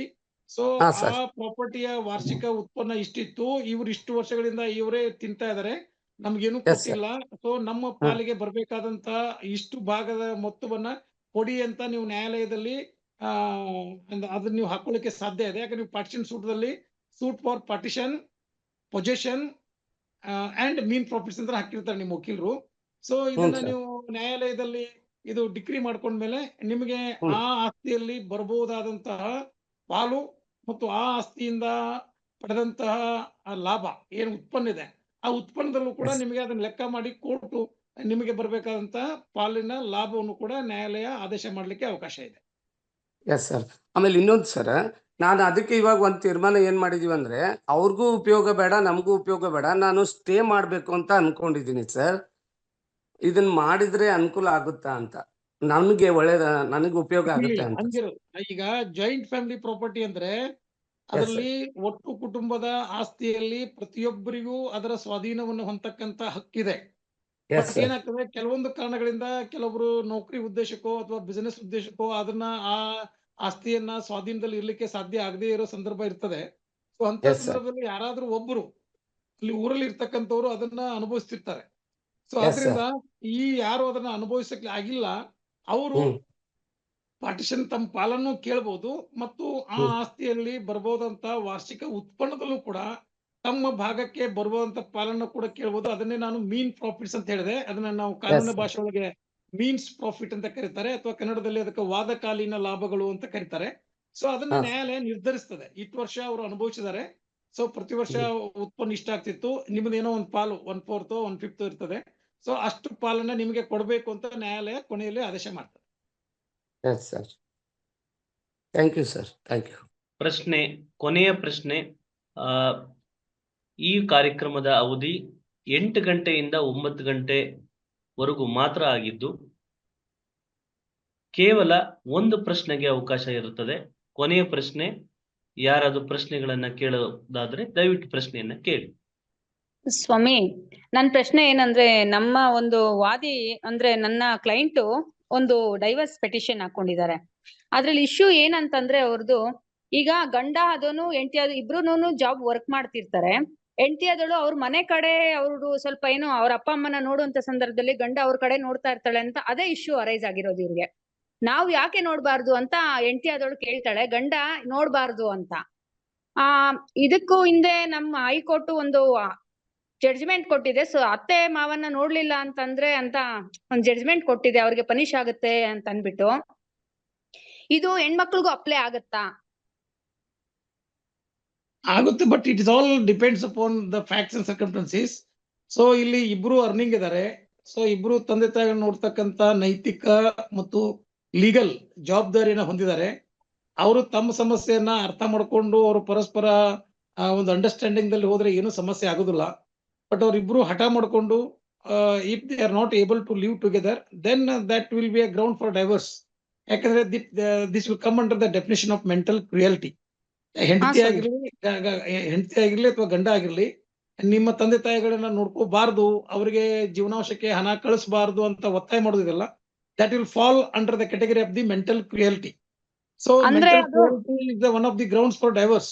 ಸೊ ಆದ್ರಿಂದ ಇಂಥ ಸಮಸ್ಯೆಗಳನ್ನ ಆದಷ್ಟು ರಾಜಿ ಸಂಧಾನದ ಮೂಲಕ, ಮೀಡಿಯೇಷನ್ ಸೆಂಟರ್ಗಳ ಮೂಲಕ ಅವರಿಬ್ರು ಅರ್ಥ ಮಾಡ್ಕೊಂಡು ತಮ್ಮ ಸಮಸ್ಯೆಯನ್ನ ಬಗೆಹರಿಸಿಕೊಂಡ್ರೆ ಉತ್ತಮ. ಇಲ್ಲದೆ then that will be ended in divorce. Mediation ಎಲ್ಲ ರೆಫರ್ ಆಗಿದೆ. ಬಟ್ ಆಕೆ ಏನ್ ಹೇಳ್ತಾಳೆ ಅಂತಂದ್ರೆ, ಇಲ್ಲಿ ಹೂ ಅಂತಾರೆ, ಮತ್ತೆ ಅದನ್ನ ಇಂಡೈರೆಕ್ಟ್ ಆಗಿ ಅದನ್ನ ಅವರು ಡೈರೆಕ್ಟ್ ಆಗಿ ಕೇಳೋದಿಲ್ಲ, ಬೇರೆ ರೀತಿ ವ್ಯಕ್ತಪಡಿಸ್ತಾರೆ. ಬೇಕಾಗಿ ಏನೋ ಒಂಥರ ಅವ್ರ ಮೇಲೆ ಕೋಪವನ್ನ ವ್ಯಕ್ತಪಡಿಸೋದಾಗ್ಬೋದು, ಮನೆಗೇನು ತಂದಾಗ್ದೆ ಇರೋದಾಗ್ಬೋದು. ಆ ರೀತಿ ಮಾಡ್ತಾರೆ. ಜಾಬ್ ಮಾಡ್ತಾ ಇದಾರೆ. ಸ್ವಾಮಿ, ಇಬ್ರು ಗಂಡ ಜಾಬ್ ಮಾಡ್ತಾ ಇದಾರೆ. ಈಗ ಯಾರು ಯಾರಿಗೆ ತಂದೆ ತಾಯಿಗೆ ದುಡ್ಡು ಕೊಡಬೇಡ ಅಂತ ಒತ್ತಾಯ ಮಾಡೋ ಪಾರ್ಟಿ ಯಾರು ಇದ್ರಲ್ಲಿ? ಗಂಡ ಸ್ವಾಮಿ. ಆ ಗಂಡ ಒತ್ತಾಯ ಮಾಡಿದ್ರೆ that will amount to cruelty. ಯಾಕಂದ್ರೆ ಅವ್ಳ ಹೆಂಡತಿಗೂ ಕೂಡ ಇವನ್ ಮದ್ವೆ ಆದ್ರೆ ಅವಳ ತಂದೆ ತಾಯಿಗಳನ್ನ ನೋಡ್ಕೋಬಾರ್ದಂತಕ್ಕಂತ ಏನ್ ಜವಾಬ್ದಾರಿ ಐತಲ್ಲ ಅವಳಿಗೂ ಕೂಡ ಇದೆ. It is a pious obligation. ಈಗ ಸೊಸೈಟಿ ಎಲ್ಲ ಹಾಗೆ ಮಾಡ್ತಾ ಇದಾರಾ? ನೀನ್ ಯಾಕೆ ಅವ್ರು ಕೊಡ್ತೀಯ? ಅಲ್ಲಲ್ಲ, ಈಗ ಅವನು ಕೂಡ ಅರ್ಥ ಮಾಡ್ಕೋಬೇಕು. ಯಾಕಂದ್ರೆ ಇವನಿಗೆ ಮದುವೆ ಆಗಿದೆ ಅನ್ನೋ ಒಂದೇ ಕಾರಣಕ್ಕೆ ಅವನು ಹೆಂಡತಿಯ ಸಂಪೂರ್ಣ ಸಂಬಳವನ್ನ ಇವನೊಬ್ಬನೇ ಅನುಭವಿಸ್ತೀನಿ ಅನ್ನೋದೇನಲ್ಲ, ಅದು ಒಂದು ದುರಾಸೆಯ ಪರಮಾವಧಿ. ಅದು ಅವಳು ತಂದೆ ತಾಯಿಗಳನ್ನ ನೋಡ್ಕೊತಕ್ಕಂತ ನೈತಿಕ ಜವಾಬ್ದಾರಿ ಇದೆ. ಒಂದ್ರೆ ಇವನಿಗೆ ಆ ರೀತಿ ಹಠ ಮಾಡಿದ್ರೆ ಇವನಿಗೆ ಎಷ್ಟು ನೋವಾಗ್ತದೆ? ಇಲ್ಲಿ ಏನಾಗಿದೆ ಅಂದ್ರೆ ಸ್ವಾಮಿ, ಆಕೆ ಡಿಗ್ರಿ ಮಾತ್ರ ಮಾಡಿರ್ತಾಳೆ, ಆಮೇಲೆ ಇವನು ಓದಿಸಿ ಜಾಬ್ ಮಾಡಿಸಿ, ಅಂದ್ರೆ ಇವನು ಓದಿಸಿ ಆಮೇಲೆ ಅವಳು ಜಾಬ್ ಮಾಡ್ತಾ ಇರ್ತಾಳೆ, ಜಾಬ್ ಸೇರಿರ್ತಾಳೆ. ತೊಂದ್ರೆ ಇಲ್ಲ, ಏನ್ ತೊಂದ್ರೆ ಇಲ್ಲ. ಈ nothing but support it is wife. ಅಲ್ಲ, ಅದಕ್ಕೆ ಅವನು ಓದಿಸಿ ಜಾಬ್ ಮಾಡಿಸಿದಾನೆ, ತನ್ನ ಕುಟುಂಬ ಒಳ್ಳೇದಾಗ್ಲಿ, ತನಗೊಂದು ಅರ್ನಿಂಗ್ ಹ್ಯಾಂಡ್ ಆಗ್ಲಿ ಅಂತ ಮಾಡಿದಾನೆ. ತನ್ನ ಅರ್ನಿಂಗ್ ದಲ್ಲಿ ಅವಳು ಸ್ವಲ್ಪ ಭಾಗವನ್ನ ತನ್ನ ತಂದೆ ತಾಯಿ ಕೊಟ್ರೆ ಏನ್ ತಪ್ಪೇನಿಲ್ಲ. ಅದು ಇದ್ರಲ್ಲಿ ಏನು ಗಂಡನಂತ ಹಿ ಹ್ಯಾಸ್ ನೋ ಗ್ರೌಂಡ್ಸ್. ಗಂಡನ ಕಡೆ ಅಂತ ಸಪೋರ್ಟಿಂಗ್ ಪಾಯಿಂಟ್ಸ್ ಇಲ್ಲ. So he has to understand. ಈಗ ಅವಳು ತನ್ನ ತಂದೆ ತಾಯಿ ಅವರು ಹುಟ್ಟಿ ಬೆಳೆಸಿ ದೊಡ್ಡವಳು ಮಾಡಿ ಇವನಿಗೆ ದಾರಿ ಎರೆದು ಮದುವೆ ಮಾಡಿ ಕೊಟ್ರೆ ಅವಳ ತಂದೆ ತಾಯಿಗಳಿಂದ ಬೇರ್ಪಡಿಸಬೇಕು ಅಂತ ಇವನು ಹೇಳೋದು ಅದು ಸಮಂಜಸನೂ ಅಲ್ಲ, ನ್ಯಾಯಬದ್ಧನೂ ಅಲ್ಲ. It is morally and ethically wrong. ಅವಾಚಕ ಶಬ್ದಗಳಿಂದ ಎಲ್ಲಾನು ನಿನ್ಸೋದು ಎಲ್ಲ ಮಾಡ್ತಾರೆ ಅಂತ. That will amount to cruelty. That will amount to cruelty, and cruelty is one of the grounds for divorce. Okay ಸ್ವಾಮಿ. ಹೌದು. ಓಕೆ, ಥ್ಯಾಂಕ್ ಯು ಸ್ವಾಮಿ. ಬಹಳ ಅದ್ಭುತವಾಗಿ ಪ್ರಶ್ನೆಗಳನ್ನ ತಾವು ಕೇಳಿದ್ರಿ. ಸಮಯೋಚಿತವಾಗಿ ಕಾನೂನುಬದ್ಧವಾದಂತಹ ಉತ್ತರಗಳನ್ನು ಸಹ ಡಾಕ್ಟರ್ ಬಾಬಾ ಸಾಹೇಬ್ ಜಿನರಾಳ್ಕರ್, ವಿಶ್ರಾಂತ ಜಿಲ್ಲಾ ಹಾಗೂ ಸತ್ರ ನ್ಯಾಯಾಧೀಶರು, ಕಾನೂನು ಸಲಹೆಗಾರರು ಡಾಕ್ಟರ್ BR ಅಂಬೇಡ್ಕರ್ ಅಭಿವೃದ್ಧಿ ನಿಗಮ, ಇವರು ಈ ಕಾರ್ಯಕ್ರಮವನ್ನ ನಡೆಸ್ಕೊಡ್ತಾ ಇದ್ದು, ಜನಸಾಮಾನ್ಯರಿಗೆ ಅನುಭವಿಸ್ತಾ ಇರುವಂತಹ ಕಾನೂನಿನ ಸಮಸ್ಯೆಗಳಿಗೆ ನೇರವಾಗಿ ಉಚಿತವಾಗಿ ಕಾನೂನಿನ ಪರಿಹಾರಗಳನ್ನ ನೀಡ್ತಾ ಸಲಹೆಗಳನ್ನ ಇಷ್ಟು ಹೊತ್ತು ನಮ್ಗೆ ಆ ಕಾರ್ಯಕ್ರಮವನ್ನ ನಡೆಸ್ಕೊಟ್ಟಿದ್ದಾರೆ. ಇವ್ರಿಗೆ ಧನ್ಯವಾದಗಳನ್ನ ಅರ್ಪಿಸ್ತಾ ಈ ಒಂದು ಕಾರ್ಯಕ್ರಮಕ್ಕೆ ಬಂದಂತಹ ತಮ್ಮೆಲ್ರಿಗೂ ಸಹ ಧನ್ಯವಾದಗಳನ್ನ ಅರ್ಪಿಸ್ತಿದ್ದೀವಿ. ಪ್ರಶ್ನೆಗಳು ಯಾವುದಾದ್ರೂ ಉಳಿದಿದ್ದಂತ ಸಂದರ್ಭದಲ್ಲಿ ಡಿಸ್ಕ್ರಿಪ್ಷನ್ ಅಲ್ಲಿ ತೋರಿಸ್ತಾ ಇರುವಂತಹ ನಂಬರಿಗೆ ತಾವು ವಾಟ್ಸಪ್ ಮೆಸೇಜ್ ಅನ್ನು ಹಾಕದಂತ ಸಂದರ್ಭದಲ್ಲಿ ಬರುವ ಭಾನುವಾರ ಇದೇ ಸಮಯದಲ್ಲಿ, ಅಂದರೆ ಸಂಜೆ 8 ರಿಂದ 9 ಗಂಟೆ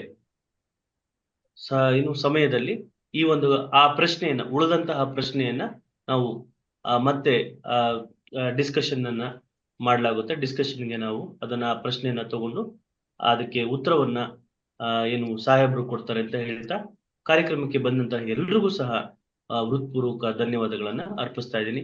ಧನ್ಯವಾದಗಳು ಸರ್. ಈ ಒಂದು ಕಾರ್ಯಕ್ರಮ ಯಶಸ್ವಿಗೊಂಡಿದೆ ಅಂತ ನಾನು ಭಾವಿಸ್ತಾ, ನಿಮ್ಮ ಸ್ನೇಹಿತರು ಮತ್ತು ನಿಮ್ಮ ಸಂಬಂಧಿಕರು ಇರ್ಬೋದು ಅಥವಾ ತಮ್ಮ ಪರಿಚಯ ಇರುವಂತಹ ಎಲ್ರಿಗೂ ಸಹ ಈ ಒಂದು ಕಾರ್ಯಕ್ರಮದ ಒಂದು ಪ್ರಯೋಜನ ಆಗ್ಲಿ ಅನ್ನೋ ನಿಟ್ಟಿನಲ್ಲಿ ತಮ್ಮೆಲ್ಲರೂ ಈ ಒಂದು ಕಾರ್ಯಕ್ರಮದ ಬಗ್ಗೆ ಅವ್ರಿಗೆ, ನಿಮ್ಮ ಸ್ನೇಹಿತರಿಗೆ, ನಿಮ್ಮ ಸಂಬಂಧಿಕರಿಗೆ, ನಿಮ್ಮ ಕಲೀಗ್ಗಳಿಗೆ, ನೀವು ಎಲ್ಲಿ ಕೆಲಸವನ್ನ ಮಾಡ್ತಾ ಇರ್ತೀರ ಆ ಕಲೀಗ್ಗಳಿಗೆ ಈ ರೀತಿಯಾದಂತಹ ಒಂದು ಕಾರ್ಯಕ್ರಮ ನಡೀತಾ ಇದೆ. ಪ್ರತಿ ಭಾನುವಾರ ಇದು ರಾತ್ರಿ 8 ಗಂಟೆಯಿಂದ 9 ಗಂಟೆವರೆಗೂ ಈ ಕಾರ್ಯಕ್ರಮ ನಡೀತದೆ. ಸೊ ಈ ನಿಟ್ಟಿನಲ್ಲಿ ಅವ್ರಿಗೆಲ್ಲ ವಿಚಾರವನ್ನ ತಿಳಿಸಿ ಅಂತ ಹೇಳ್ತಾ ಈ ಕಾರ್ಯಕ್ರಮಕ್ಕೆ ಬಂದಂತ ಎಲ್ರಿಗೂ ಸಹ ಧನ್ಯವಾದಗಳನ್ನ ಅರ್ಪಿಸ್ತಾ ಇದೀವಿ. ಈ ಒಂದು ಕಾರ್ಯಕ್ರಮವನ್ನ ನಾವು ವಾಟ್ಸಪ್ ಗ್ರೂಪಿನ ಮೂಲಕ ಒಂದು ಗುಂಪನ್ನಾಗಿ ಮಾಡಿಕೊಂಡು ಆ ಗುಂಪಿನಲ್ಲಿ ನಮ್ಮ ಒಂದು ಲಿಂಕ್ ಅನ್ನ ಕಳಿಸ್ತಾ ಇರ್ತೀವಿ, ಜೂಮ್ ಲಿಂಕ್ ಅನ್ನ ಕಳಿಸ್ತಾ ಇರ್ತೀವಿ. ಸೊ ಆ ಜೂಮ್ ಲಿಂಕ್ ನ ಮುಖೇನ ಈ ಕಾರ್ಯಕ್ರಮಕ್ಕೆ ಅಟೆಂಡ್ ಆಗುವಂತ ಅಟೆಂಡ್ ಆಗಿ ಪ್ರಶ್ನೆಗಳಿಗೆ ಉತ್ತರವನ್ನ ಕಂಡ್ಕೊಳ್ಳುವಂತ ಒಂದು ಪ್ರಯತ್ನವನ್ನ ಮಾಡಬೇಕು ಅಂತ ಈ ಎಲ್ರಿಗೂ ಸಹ ನಾನು ಕೇಳ್ಕೊಂತ ಈ ಒಂದು ಕಾರ್ಯಕ್ರಮವನ್ನ ಇಲ್ಲಿಗೆ ನಿಲ್ಲಿಸ್ತಾ ಇದ್ದೀನಿ. ಧನ್ಯವಾದಗಳು.